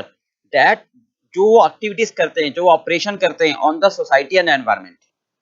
ये बताता है कि कोई भी कंपनी, कोई भी मैनेजर, ठीक है, वो क्या एक्टिविटीज कर रहे हैं, उसका एनवायरमेंट पर कितना इफेक्ट है, ये हमें मेजर करना होता है कि how there activity effect the environment, ठीक है। प्रॉफिट मेजरमेंट अलग हो गया, राइट। ये हो गया एक तरह से जो प्रॉफिट के अलावा हम मेजर करते हैं कि क्या वो अपनी सोशल रिस्पॉन्सिबिलिटी को पूरा कर रहे हैं या नहीं कर रहे हैं। तो इसका मतलब हम ये भी कह सकते हैं ये एक्सपैंड है ट्रेडिशनल अकाउंटिंग रिपोर्टिंग सिस्टम का, ठीक है। क्लियर हो गया पार्ट? इसको 3 पार्ट्स में डिवाइड करते हैं, 3P, प्लैनेट, पीपल और प्रॉफिट। प्लैनेट में आ जाएगा environment, people social, profit economic. बहुत ध्यान से, एक एनवायरमेंट यानी वातावरण, हमें ऐसे समझना है कि क्या क्या वो अपने एनवायरमेंट को सही रखने में काम कर भी रहे हैं या नहीं। हाउ कैन यू से, मतलब केपीआई, मतलब कैसे कह सकते हो, ये दीज आर द केपीआई, की परफॉर्मेंस इंडिकेटर, कैसे कह सकते हो कि वो एनवायरमेंट को सही रखने में योगदान दे रहे हैं। एनवायरमेंट का मतलब नेचुरल रिसोर्सेज जो लिमिटेड हैं, तो वो नेचुरल रिसोर्सेज का दुरुपयोग तो नहीं कर रहे। हाउ कैन यू से, राइट भाई। तो आप देखोगे material, water, energy, fuel, land, वो कैसे कंज्यूम कर रहे हैं, ये नेचुरल रिसोर्सेज हैं, तो इनका अधिकतम उपयोग होना चाहिए। ओके, वेस्ट को कैसे डिस्पोज कर रहे हैं, अगर वेस्ट को वो बस ऐसे डिस्पोज कर रहे हैं, भैया नदी नाले खराब होते हैं तो होते रहने दो, तो वो एनवायरमेंट को इफेक्ट कर रहे हैं, ये हमें चेक करना है। क्या कंपनी पेपर बैग यूज कर रही है इंस्टेड ऑफ प्लास्टिक बैग, क्योंकि प्लास्टिक बैग एनवायरमेंट को इफेक्ट करता है और पेपर बैग इफेक्ट नहीं करता है, to preserve the natural resources, ठीक है। क्या वो सारे डॉक्यूमेंट, क्या वो सारी इंफॉर्मेशन अपनी वेबसाइट पर अपलोड कर देते हैं तो पेपर वर्क कम से कम यूज होगा। सर क्या फायदा है, पेपर पर यूज कम से कम होगा तो वुड कम लगेगी, वुड हमारे पास लिमिटेड है। ओके, क्या वो solar power warehouse use कर रहे हैं या नहीं, तो इलेक्ट्रिसिटी कम यूज होगी। सोलर पावर का मतलब इलेक्ट्रिसिटी कम यूज होगी। Okay, energy savings to energy produce. तो हमें ये देखना है कि ये सारे हमारे पैरामीटर खरे उतरते हैं या नहीं करते। क्या क्या एनवायरमेंट में मटेरियल वो सही यूज कर रहे हैं, लैंड सही यूज कर रहे हैं, एनर्जी सही यूज कर रहे हैं या नहीं कर रहे हैं। ठीक है, वेस्ट अपना डिस्पोज कर रहे हैं सही या नहीं कर रहे हैं। ठीक है, क्या वो पेपर बैग यूज कर रहे हैं इंस्टेड ऑफ प्लास्टिक बैग, क्योंकि प्लास्टिक बैग एनवायरमेंट को हार्म करता है। क्या वो डॉक्यूमेंटेशन सारी अपनी वेबसाइट पर अपलोड कर देते हैं इन्फॉर्मेशन, तो इससे क्या होगा, पेपर कम यूज होगा। सोलर पावर इस्तेमाल करते ही नहीं करते, ये आ जाएगा एनवायरमेंट में। ओके, अब आ जाएगा पीपल, सोशल, मतलब डोनेशन कितना दे रहे हैं, चैरिटी प्रोग्राम कितना कर रहे हैं। ठीक है, क्या वो कोई ऐसा काम कर रहे हैं, क्या वो ऐसा कुछ काम कर रहे हैं जो एम्प्लॉयज के एजुकेशन यानी एम्प्लॉयज का स्टेटस बढ़ रहा है, उनके सेफ्टी की तरफ ध्यान दे रहे हैं। यानी वो कैसे पता लगेगा, कितने एक्सीडेंट हो रहे हैं हमारी फैक्ट्री में, हॉस्पिटल है तो डेथ रेट कितना कम से कम हो रहा है। ठीक है, ह्यूमन राइट्स यानी मानव अधिकार, यानी यहाँ अगर हम चाइल्ड लेबर अपॉइंट कर रहे हैं तो ये अनएथिकल है। क्लियर, या हम कोई रोड ऐसी अलग से बनवा रहे हैं जिसमें कोई क्रिटिकल पेशेंट है तो उसके लिए अलग से रोड बनवाकर हमने खर्चा किया है, तो ये सारा किसमें आ जाएगा, सोशल रिस्पॉन्सिबिलिटी में। क्या क्या हम अपने एम्प्लॉय को सुरक्षा दे रहे हैं, ट्रेनिंग दे रहे हैं, हेल्थ, हम उसकी हेल्थ का ध्यान रख रहे हैं, सेफ्टी मेजर्स फॉलो कर रहे हैं, एक्सीडेंट कम हो रहे हैं, हॉस्पिटल है तो डेथ रेट कम हो रही है। ठीक है, कोई ऐसा चैरिटी प्रोग्राम कर रहे हैं हम, कोई कैंप लगा रहे हैं, ठीक है, डोनेशन दे रहे हैं हम, या कोई ऐसी एक्टिविटी कर रहे हैं कस्टमर के लिए, पेशेंट के लिए, हम कोई पैसा उनसे चार्ज नहीं कर रहे हैं। ठीक है, सेपरेट कॉरिडोर बना दिया हमने, जैसे मान लो कोई। ठीक है, तो ये किस में आ जाएगा, पीपल्स में। कोई हमारे पास लिटिगेशन केस नहीं है, क्योंकि अगर किसी कस्टमर ने लिटिगेशन केस डाल रखा है तो इसका मतलब ये कि हम कस्टमर को एक्सप्लॉइट कर रहे हैं, तो वो भी नहीं होना चाहिए। इकोनॉमिक्स बिल्कुल सिंपल है कि हम अपना टैक्स रेगुलर पे कर रहे हैं। क्लियर हो गया पार्ट बेटा, तो तीन चीज होगी, एनवायरमेंट, सोशल और इकोनॉमिकल। एनवायरमेंट का वातावरण को हम सही रख रहे हैं, हम अपना जो वेस्ट है, प्रोडक्ट्स जो निकल रहा है वो सही डिस्पोज कर रहे हैं, लैंड को, मटेरियल को, एनर्जी को सही यूज कर रहे हैं, सोलर पावर सिस्टम लगा रहे हैं। ठीक है, पेपर बैग यूज कर रहे हैं instead of plastic bag use ना करें, सारी इंफॉर्मेशन हम वेबसाइट पर अपलोड कर दें। पीपल यानी चैरिटी दे रहे हैं, उनकी एजुकेशन दे रहे हैं, उनकी सेफ्टी मेजर्स का ध्यान रखने, एक्सीडेंट कम हो रहे हैं, डोनेशन दे रहे हैं, हम कोई ऐसी एक्टिविटी कर रहे हैं जो जिससे उनको फायदा हो रहा है, बट हम उनसे कोई पैसे चार्ज नहीं करे, कोई चाइल्ड लेबर हम अपॉइंट नहीं करे, कोई लिटिगेशन केस हमारे एंगेज नहीं है। ओके, हम अपना टैक्स रेगुलर दे रहे हैं। क्लियर, अब इस पर केस स्टडी है, चलो फटाफट वो देखते हैं। चलिए बेटा देखना जरा, केस स्टडी नंबर 6 है, एक बार आप रीड कर लो फटाफट। ठीक है, केस स्टडी नंबर 6 आप एक बार फटाफट रीड कर लो। चलिए बेटा पढ़ लिया, अब हमको सिर्फ इसमें आइडेंटिफाई करना है कि कौन कौन सी एक्टिविटीज किस में हमें रिपोर्ट करनी है। ठीक है, सबसे पहले medical staff conducted charity camp. ठीक है, चैरिटी कैंप किस में आएगा बताओ, चैरिटी कैंप किस में आ जाएगा, सोशल में। ठीक है, तो इसको आगे लिखना सोशल एक्टिविटीज। ओके, क्या लिखना है आपको, सोशल एक्टिविटीज यानी benefit to the community. Okay, चलिए second, prompt and accurate tax payment based on record maintain without error और फ्रॉड, इसमें आ जाएगा इकोनॉमिकल, यानी कंपनी अपना रेगुलर टैक्स पे कर रही है। ठीक है, तीसरा, company with the help of traffic police implement green corridor ambulance and carry donor organs for the transportation, organs harvested from the donor, one hospital can reach another with the recipient patient at the earliest, मतलब एक अलग से corridor बना दिया, हम उससे कोई पैसे नहीं ले रहे, किसमें आ जाएगा, सोशल में, यानी एनी एक्टिविटी जो लोगों की सहायता करे कस्टमर की, पेशेंट से भी बगैर उनसे पैसे लिए। क्लियर पार्ट पे, सोशल में आ जाएगा। Medical waste is discarded at landfill nearby dump से, some of the waste are not biodegradable, यानी मेडिकल वेस्ट हम कर रहे हैं कहां पर, जो पड़ोस में है हमारी भूमि, तो इसका मतलब क्या आ जाएगा, एनवायरमेंटल, यानी हम एनवायरमेंट को प्रिजर्व कर रहे हैं, एनवायरमेंट को प्रिजर्व कर रहे हैं। ठीक है, during review of supplier for housekeeping services it was observed that service provider resorted to child labour to keep cost of operating lower. ठीक है, कॉस्ट कम करने के लिए वो चाइल्ड लेबर को अपॉइंट कर रहा है, तो ये किसमें आ जाएगा, सोशल में, एडवर्स इफेक्ट है। ओके, पर आएगा सोशल में। Training and professional development program, doctors and nurses, training किसको दे रहे हो, अपने एम्प्लॉयज को, किसमें आ जाएगा, सोशल में। ठीक है, lab reports are being made available online, इससे क्या है, नेचुरल रिसोर्सेज को प्रिजर्व कर रहे हो, यानी लेस पेपर वर्क। ओके, इसमें आ जाएगा एनवायरमेंट में। Company has good track record of having no medical negligence, कोई मेडिकल लिटिगेशन नहीं, यानी हम सबका ध्यान रखना है, किसमें आ जाएगा, सोशल में। ठीक है, the hospital is planning to market medical checkup package, ताकि फैसिलिटीज हम ओपीडी वालों को दे सके, यानी मेडिकल चेकअप की फैसिलिटीज के लिए प्लान कर रहे हैं, ठीक है। मार्केट यानी मार्केटिंग एक्टिविटीज है, ये ट्रिपल बॉटम लाइन में नहीं आएगा, ये तो कमर्शियल एक्टिविटीज होगी, ठीक है। The number of impatient death decrease, ठीक है, इसका अलग क्या है, डेथ रेट कम हो रही है, यानी कि सेफ्टी मेजर्स किस में आ जाएगा, सोशल में। हो गया क्लियर, ये आपको बताना था, क्लियर पार्ट। चलिए बेटा नेक्स्ट करते हैं शुरू, बिल्डिंग ब्लॉक मॉडल, ठीक है। ये समराइज किया हुआ है मैंने, ठीक है, आपके नोट्स में भी है, तो इसको एक बार समझ लेते हैं, बहुत इजी है, ध्यान से सुनो। फिट्जगेराल्ड एंड मून ने सजेस्ट किया था how to measure the performance in service industry, ठीक है, गैस, इलेक्ट्रिसिटी, वाटर, सीवरेज, मतलब ये जो सर्विस इंडस्ट्री है इनकी परफॉर्मेंस कैसे ही अच्छा काम कर रहे हैं, how to we can measure. तो फिट्जगेराल्ड एंड मून ने एक मॉडल बनाया है जिसका नाम है बिल्डिंग ब्लॉक मॉडल, ठीक है, मतलब 3 पार्ट्स में इन्होंने डेवलप किया है। तो इससे 3 हो गए तो बिल्डिंग हो गई, जैसे बिल्डिंग मतलब ground floor, first floor, second floor, इसलिए उसको बिल्डिंग कह दिया, ठीक है। तो इन्होंने क्या कहा है, पहले तो ये सर्विस इंडस्ट्री के लिए बनाया गया कि भाई उनकी परफॉर्मेंस, मैं उनकी एक्टिविटीज को कैसे मेजर करूं कि वो अच्छा काम कर रहे हैं। फिर मैन्युफैक्चरिंग ने भी कहा भाई ठीक है, जैसे तुम परफॉर्मेंस मेजर करो वैसे हम भी कर लेते हैं। तो इनिशियली तो सर्विस के लिए अप्लाई हुआ था, डेवलप हुआ था, पर बाद में इसको मैन्युफैक्चरिंग के लिए भी लागू कर दिया गया, ठीक है। सर्विस का मतलब जैसे इलेक्ट्रिसिटी हुआ, गैस ट्रांसमिशन हुआ, सीवरेज हुआ, अर्बन हुआ, ठीक है, पोर्ट एक्सेस हुआ, रेलवे हुआ, पोस्टल हुआ, उनके लिए बाद में मैन्युफैक्चरिंग के लिए भी हुआ। तो है क्या, देखो ध्यान से, इसमें 3 पार्ट्स है, डायमेंशन, स्टैंडर्ड्स और रिवार्ड। सबसे पहले क्या गोल्स, मुझे उद्देश्य है, क्योंकि गोल्स मेजर द सक्सेस, भाई मैच होता है तो जो ज्यादा गोल करता है वो जीतता है, तो वही बात आ गई, यहाँ गोल्स उद्देश्य है, ठीक है, यहाँ गोल्स मेरा उद्देश्य है, क्या कंपनी चाहती है स्ट्रेटेजी के हिसाब से अचीव करना, मतलब मिशन, उसका गोल्स क्या है, ठीक है, तो वो डायमेंशंस। अब गोल्स को अचीव करने के लिए हमने क्या टारगेट, बेंचमार्क क्या बनाया है, नहीं भी भाई आपने, आपको ये कहते हैं ना कि भाई नॉर्मल भाषा में कि ये रैंक हमारा टारगेट है, ठीक है, रैंक हमारा गोल्स है, तो उसके लिए आपने बेंचमार्क भी तो बनाया होगा कि मुझे इतना पढ़ाई करनी है, नहीं मुझे ऐसे काम करना है, ठीक है। तो अब उन स्टैंडर्ड्स के लिए आप एम्प्लॉय को क्या रिवार्ड दे रहे हो, जब रिवार्ड एम्प्लॉय को दोगे तभी तो मोटिवेट होगा, तभी तो वो उत्साहित होगा, तभी तो वो मन लगा के काम करेगा, ये कहना चाहते हैं, तो लिंक हुआ, ठीक है।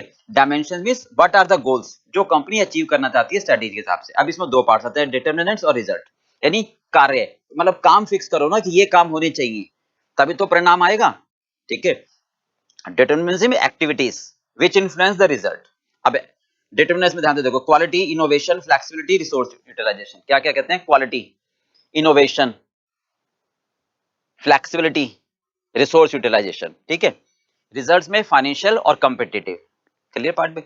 अब आते हैं बात स्टैंडर्ड, 1 मिनट, स्टैंडर्ड में क्या कहेंगे हम, ओनरशिप, इक्विटी, अचीवेबल, एक्सप्लेन करता हूं।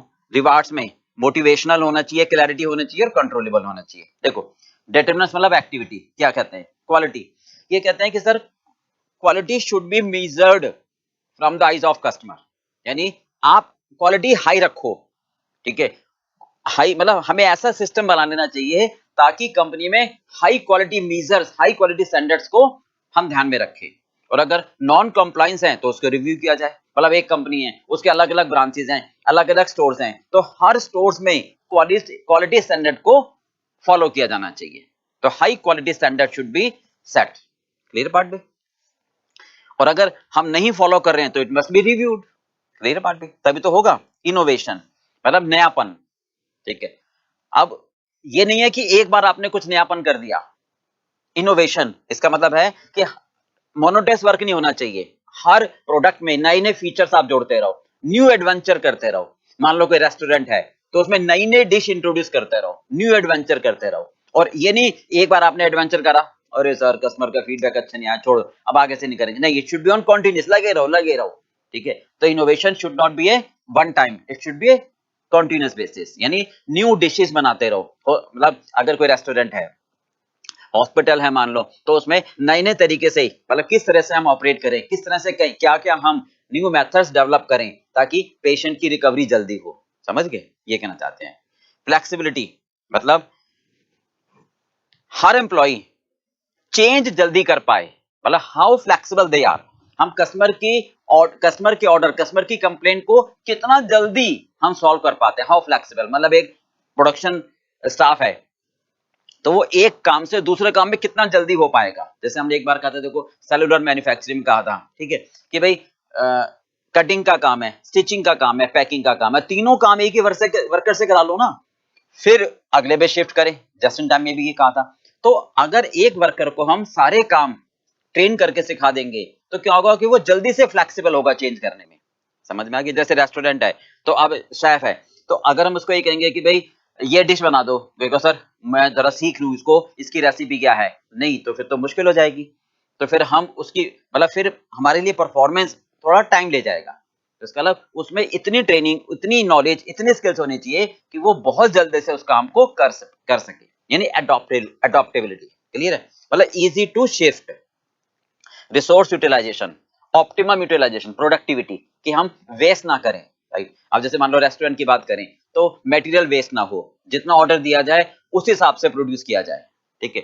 मैन्युफैक्चरिंग है तो मटेरियल अननेसेसरी वेस्ट ना किया जाए, मतलब हम अपने रिसोर्स को इस तरह से यूटिलाइज करें कि हम वेस्ट ना करें, मटेरियल हैंडलिंग प्रॉपर रखें। ये हमारे क्या होनी चाहिए? एक्टिविटीज होनी चाहिए। क्लियर पार्ट भाई? High productivity.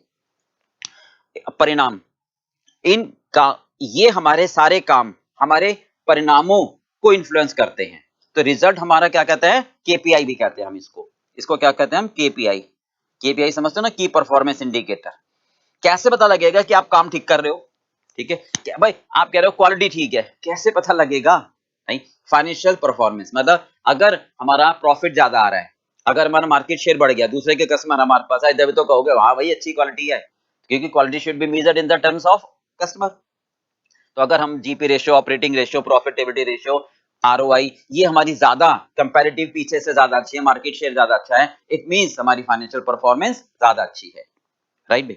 या हम ये कह सकते हैं कि हमारी जो आरओआई है वो ज्यादा अच्छी आ रही है पहले के कंपैरेटिवली। क्लियर? कॉम्पिटिटिव परफॉर्मेंस, मतलब हम अपने प्रोडक्ट में कितना डिफरेंशिएट कर पा रहे हैं, हम दूसरे से कितना बेहतर कर पा रहे हैं। ठीक है? यहां पर हम और दोबारा कह सकते हैं मार्केट शेयर, कि हम मतलब हम अपने प्रोडक्ट में कितना डिफरेंशिएट कर पा रहे हैं ताकि दूसरे से हम बेहतर दिख पाए। ये कहलाता है कॉम्पिटिटिव एडवांटेजेस। क्लियर बात? अब आता है स्टैंडर्ड, मतलब क्या टारगेट, क्या बेंचमार्क सेट करो कि मुझे ये अचीव करना है। ठीक है? तो स्टैंडर्ड शुड बी सेट। कितने स्टैंडर्ड आपने सेट किए हुए हैं, तभी तो हम परफॉर्मेंस मेजरमेंट करेंगे। राइट? इसमें आता है ऑनरशिप, इक्विटी, अचीवेबल। ठीक है? ऑनरशिप का मतलब होता है कि एक तरीके से कि हर एम्प्लॉइज को हम ये कह दें कि भी तुम अपना टारगेट खुद सेट करो, ना कि हम आपके पर इंपोज करें। ठीक है? मतलब हर डिपार्टमेंट की रिस्पॉन्सिबिलिटी डिफाइन कर दी जाए कि भाई एडवर्टाइजमेंट है तो उस डिपार्टमेंट की रिस्पॉन्सिबिलिटी असाइन कर दी जाए कि आपको इतना एडवर्टाइजमेंट करना है, इतनी सेल बढ़ानी है। ठीक है? सेफ है, उसको हमने रिस्पॉन्सिबिलिटी दे दी कि आपको ये डिशेस इतने टाइम में आपको बनानी है। ठीक है? ऑर्डर टेकिंग डिपार्टमेंट है, जैसे रेस्टोरेंट में बात करें कि इतने ऑर्डर आपको लेने हैं, यानी हर डिपार्टमेंट की रिस्पॉन्सिबिलिटी अलग अलग डिफाइन कर दी जाए। मैन्युफैक्चरिंग है तो परचेज डिपार्टमेंट की रिस्पॉन्सिबिलिटी अलग डिफाइन कर दी, सेल्स डिपार्टमेंट की रिस्पॉन्सिबिलिटी अलग डिफाइन कर दी, प्रोडक्शन डिपार्टमेंट की रिस्पॉन्सिबिलिटी अलग डिफाइन कर दी कि वो सही परचेज करे, वो सही गुड्स बनाए और वह सही गुड्स बेचे। इक्विटी, इसका मतलब है ओनरशिप। क्लियर हो गया? Every department had its own responsibility defined. ठीक है? इक्विटी मतलब, इक्विटी का मतलब समानता, डिस्क्रिमिनेशन नहीं, भेदभाव नहीं। मतलब एक एम्प्लॉय को तो मैंने ज्यादा टारगेट दे दिया, दूसरे एम्प्लॉय को कम टारगेट दिया, तो वो क्या होगा? डिससेटिस्फैक्शन बढ़ेगा। मतलब standard should be set on equitable basis, fair base होना चाहिए, बायस नहीं हो। ठीक है? कि भाई आपने एडवर्टाइजमेंट वाले को तो टारगेट ज्यादा दे दिया, सेल्स वाले को, और शेफ को कहा तू ठीक है या जैसा तेरा मन करे वैसा काम करते रहे, तो फिर वो अचीवेबल, मतलब वो बात वो एक्टिवेट नहीं हो पाएगा।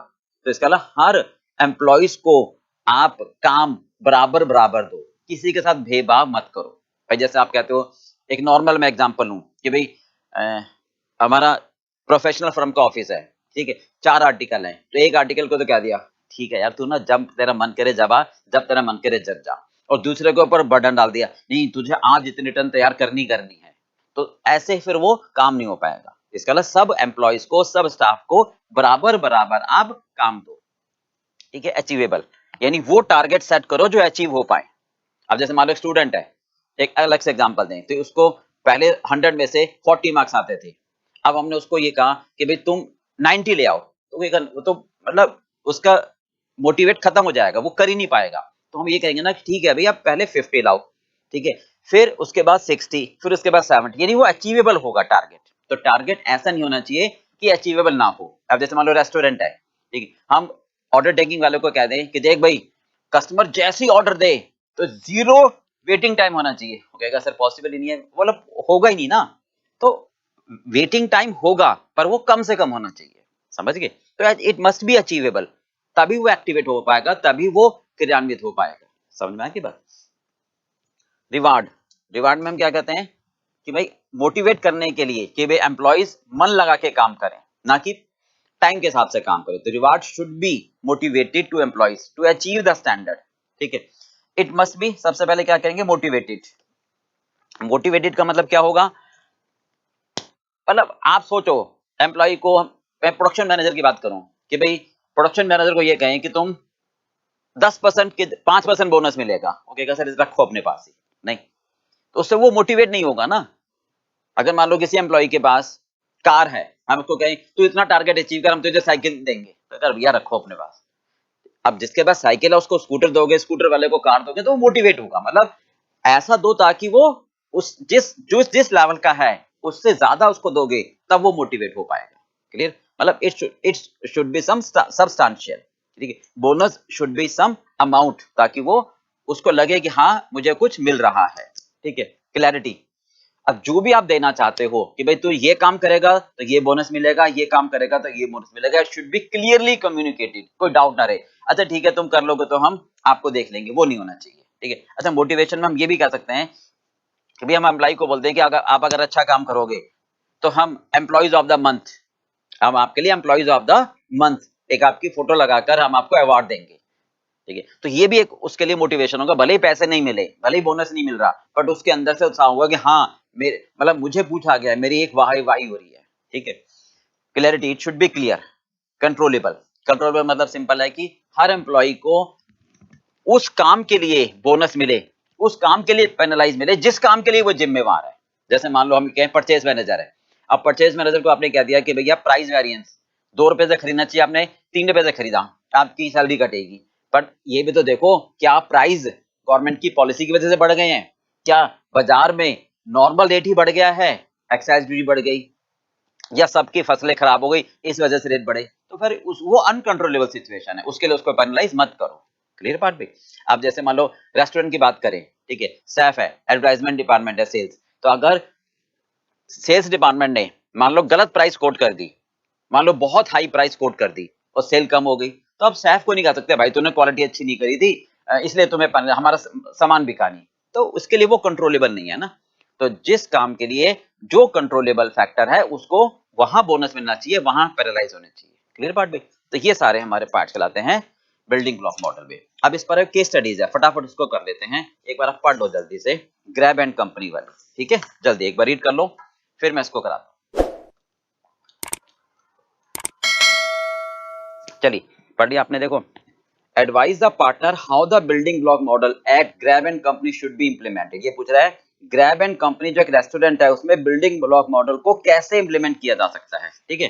तो सबसे पहले आप ये बात कहोगे कि sir building block model is developed by Fitzgerald and moon, ठीक है। It consist 3 block called building dimensions, standard and reward. Dimensions को कहोगे गोल्स, जो कंपनी अपनी स्ट्रेटेजी के हिसाब से सेट करती है, अचीव करना चाहती है, उनके लिए स्टैंडर्ड क्या सेट किए जाने चाहिए, ठीक है। स्टैंडर्ड को अचीव करने के लिए क्या रिवार्ड दिए जाने चाहिए ताकि एम्प्लॉय मोटिवेट हो, ओके। डायमेंशन में 2 आती हैं, एक्टिविटीज और रिजल्ट्स, ओके। अब एक्टिविटी में आते हैं डिटरमिनेंट्स। पहला quality, innovation, resource utilisation and flexibility, और परिणाम फाइनेंशियल नॉन फाइनेंशियल। क्वालिटी हो गया क्लियर। अब ये आते हैं स्टैंडर्ड, ऑनरशिप, ठीक है। क्वालिटी स्टैंडर्ड कैसे होने चाहिए, ऑनरशिप, राइट, इक्विटी होनी चाहिए, अचीवेबल। रिवार्ड कैसे होनी चाहिए, क्लियर होना चाहिए, कंट्रोलेबल होना चाहिए और मोटिवेट होना चाहिए। क्लियर बात? चलिए डिटरमिनेंट्स में एक्टिविटी, ध्यान देना क्वालिटी। अब क्वालिटी के लिए ध्यान से सुनो क्या कहते हैं, quality should be high, good taste होना चाहिए। द ग्रैब एंड कंपनी को अपने क्वालिटी के बारे में कोई कंप्रोमाइज नहीं करना चाहिए, अच्छा टेस्ट होना चाहिए, बेटर प्रेजेंटेशन होनी चाहिए, ठीक है, it should be measured from the eyes of the customer. हम नहीं कह सकते कि हम अच्छी क्वालिटी दे रहे हैं, ये कस्टमर बताएगा कि आप अच्छी क्वालिटी दे रहे नहीं दे रहे हो।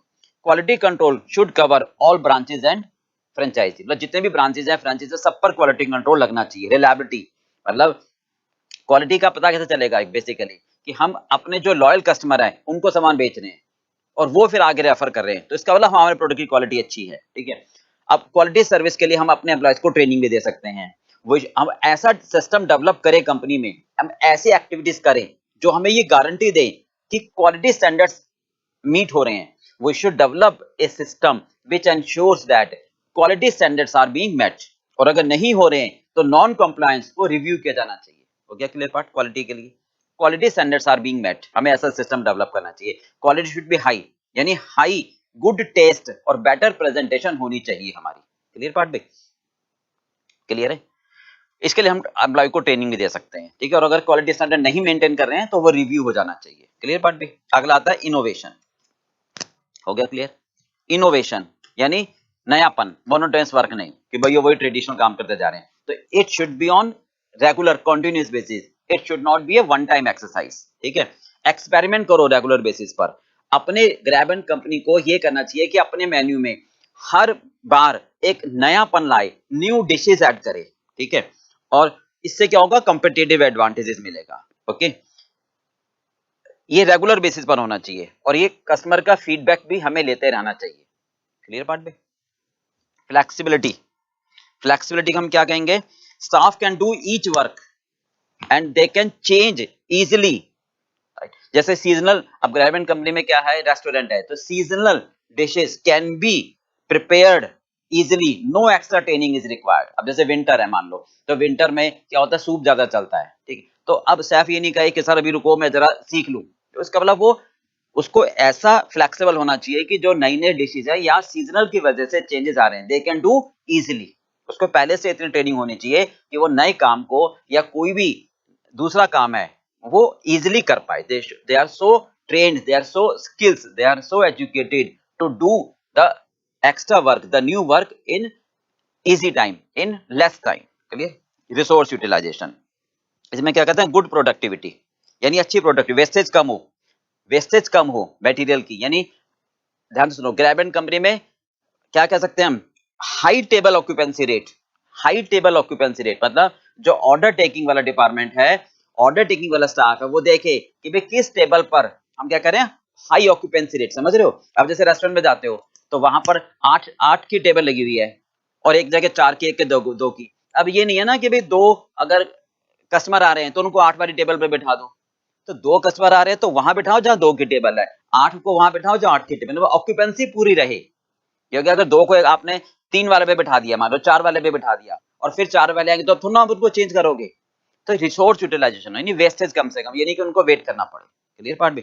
प्रॉपर कोऑर्डिनेशन हो, किसमें, ऑर्डर टेकिंग डिपार्टमेंट में और डिलीवरी में और जो स्टाफ है। अगर ये प्रॉपर कोऑर्डिनेशन नहीं होगा तो क्या होगा, डिले हो जाएगा, वेस्टेज होगा, कस्टमर भी वापस जा सकता है। क्लियर पार्ट भी? तो ये कहलाए हमारी एक्टिविटीज। हो गया क्लियर? एक बार फटाफट बता दूं, quality, quality should be high.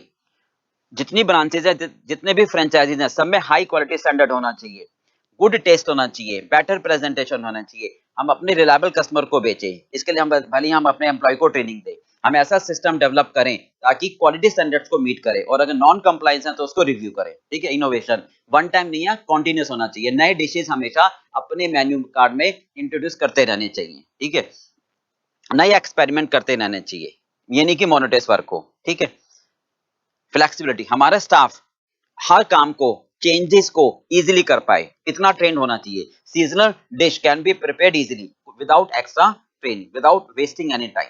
ठीक है, विंटर है, उसमें अगर मान लो कोई नया डिश आ रहा है तो वो बना सके। रिसोर्स यूटिलाइजेशन मतलब कि प्रॉपर कोऑर्डिनेशन हो, किसमें, तीनों में, ऑर्डर टेकिंग डिपार्टमेंट, डिलीवरी और स्टाफ, ताकि कोई वेस्टेज ना हो टाइम की। ठीक है, हाई ऑक्यूपेंसी टेबल रेट मतलब जहां पर 8 की टेबल है वहां पर 8 कस्टमर को बिठाए, जहां पर 7 की टेबल है वहां 7 को बिठाए, जहां पर 2 की टेबल है वहां 2 को बिठाए। Okay, result. ठीक है, फाइनेंशियल परफॉर्मेंस, ध्यान से देखो, फाइनेंशियल परफॉर्मेंस में हम क्या कहना चाहते हैं, फाइनेंशियल परफॉर्मेंस में मैं ये बात कहना चाहता हूं कि जो पार्टनर है इस केस में वो 25% का कैप रिटर्न चाहते हैं, बाहर से पैसा लाना नहीं चाहते। ध्यान से सुनो, इसका मतलब है जो पहले उसको डिस्कस करें सिचुएशन में, पार्टनर्स जो हैं वो 25% रिटर्न चाहते हैं और बाहर से फंडिंग, वो एक्सटर्नल फंडिंग नहीं चाहते, शेयर इशू नहीं करना चाहते हैं, बैंक से लोन ले सकते हैं, ठीक है, बट कैश रिजर्व चाहते हैं। इसका मतलब जो प्रॉफिट वो कमा रहे हैं वो प्रॉफिट कैश में रखे, घर ना लेके जाए, मतलब वो कहते हैं कि हम अपने बलबूते पर कंपनी को चलाना चाहते हैं, तो यही प्रॉफिट घर मत लेके जाओ ना, प्रॉफिट को बिजनेस में रखो, ठीक है। और ये कहां से जज करेंगे? जीपी रेशियो से, ऑपरेटिंग रेशियो से, प्रॉफिटेबिलिटी रेशियो से। क्लियर बात भाई? हाँ जी। कॉम्पिटिटिव परफॉर्मेंस, कॉम्पिटिटिव परफॉर्मेंस का मतलब क्या है? दूसरे से बेहतर, यानी अपने प्रोडक्ट को डिफरेंशिएट करो, यानी अपने प्रोडक्ट में हेल्दी फूड लाओ, ठीक है, मेन्यू में चॉइस रखो, डिफरेंशिएट करो, ठीक है, अपने फ्रेंचाइजीज को बढ़ाओ, 10 फ्रेंचाइजी हैं 12 करो, ब्रांचेस 10 की जगह 12 15 करो, मोर ओपन सेंटर्स, ठीक है, तभी तो आप दूसरे से बेहतर कर पाओगे, ठीक है। इसके लिए कस्टमर का फीडबैक लो, हो गया क्लियर?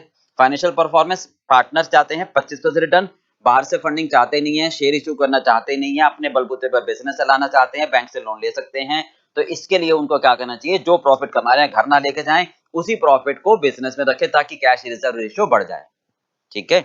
इसके लिए GP ratio, profit ratio, operating cost ratio हम मेंटेन करते हैं, देखते हैं कितनी कितनी हमारी आ रही है। कॉम्पिटिटिव एडवांटेज मतलब डिफरेंशिएट करें अपने प्रोडक्ट को, अपने प्रोडक्ट में हेल्दी फूड रखें, ज्यादा मेन्यू कार्ड में चॉइसेस रखें, डिफरेंशिएट करें, ठीक है, ज्यादा फ्रेंचाइजीज खोलें, ज्यादा सेल सेंटर खोलें, तभी हमारा मार्केट शेयर बढ़ेगा, ठीक है। ये हो गया हमारा कॉम्पिटिटिव परफॉर्मेंस। क्लियर बात बेटा? चलिए अब कहते हैं स्टैंडर्ड, ठीक है।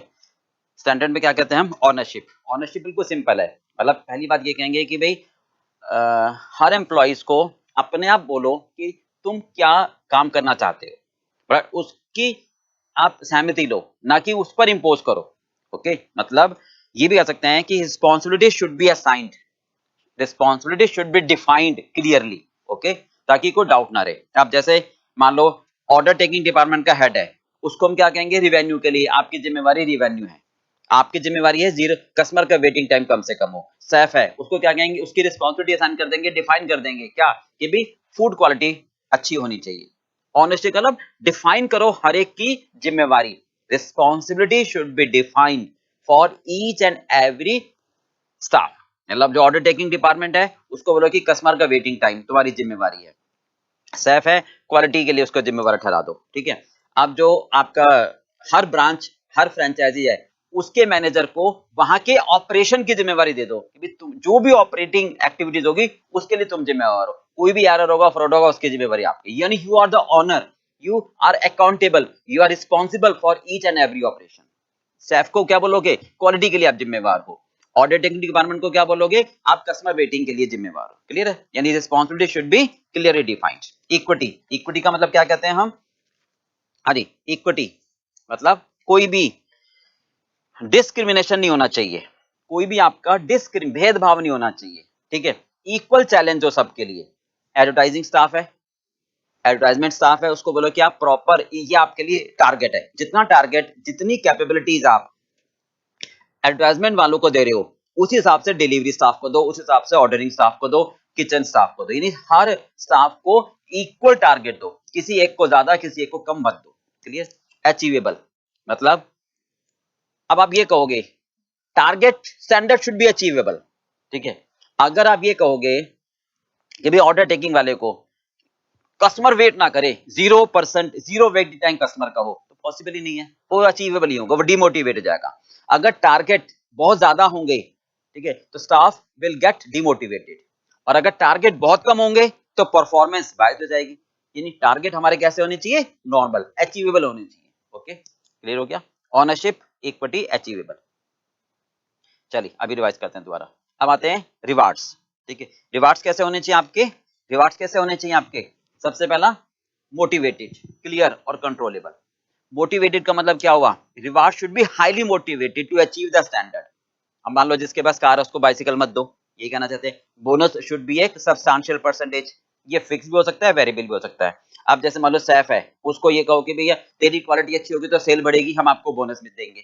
ब्रांच मैनेजर है, ठीक है, उसको क्या बोलोगे? तेरे को तुम्हारा ऑपरेशन अगर अच्छा होगा, सुनो जैसे हमने कह दिया ना इक्विटी, ये ऑनरशिप, कि ब्रांच मैनेजर तुम्हारी रिस्पॉन्सिबिलिटी क्या? ऑनर, तुम्हारी रिस्पॉन्सिबिलिटी क्या? ऑपरेशन की। अगर आपका ऑपरेशन अच्छा होगा तो आपको एम्प्लॉइज ऑफ द मंथ, यानी जिस ब्रांच मैनेजर में ज्यादा ऑपरेशन अच्छा होगा, जहां पर कोई एरर नहीं आएगी, जहां पर कोई फ्रॉड नहीं होगा, तो वहां पर उसको एम्प्लॉइज ऑफ द मंथ का रिवार्ड दे दो। क्लियर बात भी। ऐसे एडवर्टाइजमेंट स्टाफ को बोलो कि तुम्हारी अगर इतनी सेल्स से ज्यादा हुई तो आपको बोनस देंगे, which may be percentage of sales, it may be a fix amount, हो सकता है पर यूनिट भी हो। ठीक है, तो ये हमारा मोटिवेटेड पार्ट हो गया। क्लियर, मतलब मोटिवेशन मिलना चाहिए। जैसा हम एक भी जैसे कहते हैं प्रोडक्शन मैनेजर, भाई आपने रोमन सिस्टम होलसेल सिस्टम की जितना टाइम बचाओगे आधा आधा आपका आधा हमारा, ये नहीं कहोगे ना टाइम बचाओगे तो 2 रुपए आपके 8 रुपए हमारे। ठीक है, clarity, it should be clear, मतलब मतलब जो रिवार्ड है it should be clearly communicated to each and every employee कि आप ये काम करोगे तो ये बोनस मिलेगा, ये काम करोगे तो ये बोनस मिलेगा। क्लियर है। ऑर्डर टेकिंग वालों को बोलोगे कि कस्टमर का टाइम कम होगा, रिड्यूस होगा, तो आपको उतना बोनस मिलेगा। It should be clear to each and every employee. Controllability, किसी भी एम्प्लॉय को उस काम के लिए पेनलाइज किया जाए जिसके लिए वो रिस्पॉन्सिबल है। Uncontrollable factor should be eliminated. मतलब अगर स्टाफ है, उसको ये नहीं कह सकते कि भाई आप सेल्स आप प्राइस, मान लो हमारे पास 2 डिपार्टमेंट है, सैफ और सेल्स डिपार्टमेंट। अब सेल्स डिपार्टमेंट ने गलती करी कि हाई प्राइस रख दी जिस वजह से सेल कम हुई, और सैफ ने क्वालिटी अच्छी बनाई, तो आप सैफ डिपार्टमेंट को ये नहीं कह सकते कि आपकी वजह से सेल कम हुई, क्योंकि सेल्स डिपार्टमेंट ने प्राइस गलत रखी, इस वजह से रिवेन्यू कम हुई। Clear part. तो जो गलती जिस डिपार्टमेंट की है उसको पेनलाइज करो, ये कहलाएगा कंट्रोलेबिलिटी। हो गया क्लियर। दोबारा करें, ऑनरशिप यानी क्लियरली डिफाइंड हो, हर एक डिपार्टमेंट की अथॉरिटी रिस्पॉन्सिबिलिटी क्लियर डिफाइंड हो, तुम्हें ये काम करना है, तुम्हें ये काम करना है। मतलब ब्रांच मैनेजर को ऑपरेशन के लिए ठहरा दो, स्टाफ को क्वालिटी के लिए, एडवर्टाइजमेंट को सेल्स के लिए। इक्विटी, हर एक का टारगेट बराबर हो, किसी एक का टारगेट कम, किसी एक का टारगेट ज्यादा नहीं होना चाहिए, इससे डिस्क्रिमिनेशन बढ़ेगी। ठीक है। Achievable, target should be achievable, ऐसे नहीं होना चाहिए कि आप 0% यानी 0 वेटिंग टाइम दे दो, उससे क्या होगा, डिमोटिवेट होगा। तो टारगेट ना तो कम होने चाहिए ना ज्यादा होने चाहिए, ज्यादा होंगे तो नॉट अचीवेबल हो जाएंगे, कम होंगे तो वो क्या होंगे, परफॉर्मेंस बाइस हो जाएगी। ठीक है। रिवार्ड्स मस्ट बी मोटिवेटेड, यानी रिवार्ड्स इतने होने चाहिए कि वो मोटिवेट हो। ठीक है, ऐसा नहीं होना चाहिए कि बोनस बहुत कम हो, फिक्स भी हो सकते हैं, वेरिएबल भी हो सकते हैं। एडवर्टाइजमेंट स्टाफ है उनको बोनस दे सकते हो सेल पर, ब्रांच मैनेजर है उनको बोनस दे सकते हो, उनको एम्प्लॉइज ऑफ द मंथ के हिसाब से डिक्लेयर कर सकते हो कि जिसकी परफॉर्मेंस अच्छी होगी उसको हम एम्प्लॉइज ऑफ द मंथ का नाम देंगे। ठीक है। कंट्रोलेबल, जो जिसके लिए रिस्पॉन्सिबल है उसके लिए पेनलाइज हो, उसी के लिए बोनस मिले। अगर सेल्स डिपार्टमेंट ने ज्यादा प्राइस रख दी और सेल्स कम हुई तो उसके लिए सैप को जिम्मेवार नहीं ठहरा सकते। हो गया क्लियर बेटा, फटाफट रिवाइज करा दूं जल्दी से। देखिए, बिल्डिंग ब्लॉक मॉडल को 3 पार्ट्स में डिवाइड करा गया है, डायमेंशन, स्टैंडर्ड और रिवार्ड। डायमेंशन का मतलब क्या गोल्स रखना चाहते हो जो अपनी स्ट्रेटेजी के हिसाब से मीट करे। ठीक है, उसके लिए स्टैंडर्ड सेट करो, टारगेट सेट करो, बेंचमार्क बनाओ, उसके लिए एम्प्लॉइज को मोटिवेट करो, रिवार्ड दो, तभी वो अचीव कर पाएंगे, तभी वो then so that they can do the work by time not by they can do the work by heart not by time. वो मन लगा के काम करेंगे, ये नहीं कि 10 से 6 काम करना है। सबसे पहला determinants, activities, activities influence the परिणाम, रिजल्ट। क्वालिटी, यानी क्वालिटी हमारी स्टैंडर्ड होनी चाहिए, हाई क्वालिटी प्रोडक्ट हमारा होना चाहिए। ठीक है, अगर हमारा हाई क्वालिटी प्रोडक्ट होगा तभी तो हम कहेंगे कि भाई ज्यादा सेल होगी। ठीक है। रिलायबिलिटी होनी चाहिए, हर ब्रांचेस में अच्छी क्वालिटी होनी चाहिए। वी शुड, हमें एक ऐसा सिस्टम डेवलप करना चाहिए जो ये इंश्योर करे कि क्वालिटी स्टैंडर्ड्स मीट हो रही हैं, और अगर नहीं हो रहे, नॉन कंप्लायंस है, तो उसको रिव्यू होना चाहिए। ठीक है। गुड टेस्ट, बेटर प्रेजेंटेशन होनी चाहिए। इनोवेशन, एक टाइम वन टाइम एक्सरसाइज नहीं है, रेगुलर एक्सरसाइज है, यानी मेन्यू में हर बार हमारे नए नए डिश होनी चाहिए, इनोवेटिव होना चाहिए, और ये रेगुलर बेसिस पर हो। ठीक है। न्यू फीचर्स ऐड होने चाहिए प्रोडक्ट में, न्यू डिजाइन होने चाहिए। क्लियर है। ये और ये हम कस्टमर फीडबैक के हिसाब से भी चेंज करते रहे। मान लो आपने नई डिश ऐड करी, कस्टमर ने मना कर दिया, तो दोबारा दूसरी ऐड करो। फ्लेक्सिबल, मतलब आपका स्टाफ इतना फ्लेक्सिबल हो कि नए चेंजेस को इजीली अडॉप्ट करे विदाउट वेस्टिंग द टाइम। ठीक है। मतलब जैसे विंटर है तो न्यू जो दूसरी डिशेज आएंगी उसको बनाने में टाइम वेस्ट ना करे। ठीक है। Seasonal dishes can be prepared easily, no extra training, is no extra time required. Resource utilisation, यानी गुड प्रोडक्टिविटी, वेस्टेज कम से कम हो, हाई टेबल ऑक्यूपेंसी हो, यानी जहां पर जितने कस्टमर बैठ सकते हैं वहां पर उतने कस्टमर बिठाए। ठीक है, ताकि ऑर्डरिंग और डिलीवरी स्टाफ में प्रॉपर कोऑर्डिनेशन बना रहे। फाइनेंशियल परफॉर्मेंस, मतलब आरओआई, पार्टनर ही चाहते हैं अपने दम पर बिजनेस को चलाना, बाहर से फंडिंग चाहते नहीं है, शेयर इशू करना चाहते नहीं है, कैश रिजर्व रेशो बढ़ाना चाहते हैं, तो इसके लिए क्या करना पड़ेगा उनको, जो प्रॉफिट कमा रहे हैं वो घर ना लेके जाएं। ठीक है। तो प्रॉफिटेबिलिटी रेशियो के थ्रू हम इसको मेजर कर सकते हैं, GP ratio, profit ratio, operating ratio. Competitive performance, यानी अपना दूसरे से बेहतर हो, अपना दूसरे से बेहतर हो, राइट भाई, डिफरेंशिएट करो अपने प्रोडक्ट में, ठीक है, अपने प्रोडक्ट में क्या करो आप, डिफरेंशिएट करो, ओके, तभी तो कॉम्पिटिटिव एडवांटेजेस आप ले पाओगे। अपने अगर हम अपने प्रोडक्ट को डिफरेंशिएट नहीं कर पाएंगे तो फिर हम दूसरे से पीछे रह जाएंगे। क्लियर बात? Ownership, responsibility should be defined, यानी रिस्पॉन्सिबिलिटी आप हमेशा क्या करो, डिफाइन करो हर एक की, जो काम जिसके लिए, यानी ब्रांच मैनेजर है उसको ऑपरेशन के लिए ठहरा दो, ठीक है, सेल्स मैनेजर है सेल्स के लिए, शेफ को क्वालिटी के लिए, इक्विटी, हर डिपार्टमेंट की, हर स्टाफ की रिस्पॉन्सिबिलिटी बराबर बराबर टारगेट दो, किसी एक को ज्यादा किसी को कम नहीं दोगे, डिस्क्रिमिनेशन नहीं होना चाहिए, अचीवेबल होना चाहिए। अगर टारगेट कम होंगे तो बाइस्ड होगा, परफॉर्मेंस मेजर नहीं हो पाएगी, ज्यादा होंगे तो अचीव नहीं होगा, डिमोटिवेट होगा। आप जैसे आप ऑर्डर टेकिंग वाले को बोल दो 0% वेटिंग टाइम, तो वो अचीव नहीं हो पाएगा, नहीं सर इतना तो हो ही नहीं सकता ना, कुछ तो टाइम वेट करेगा, ऑर्डर लूंगा, तो प्रॉपर कोऑर्डिनेशन भी होना चाहिए, ठीक है।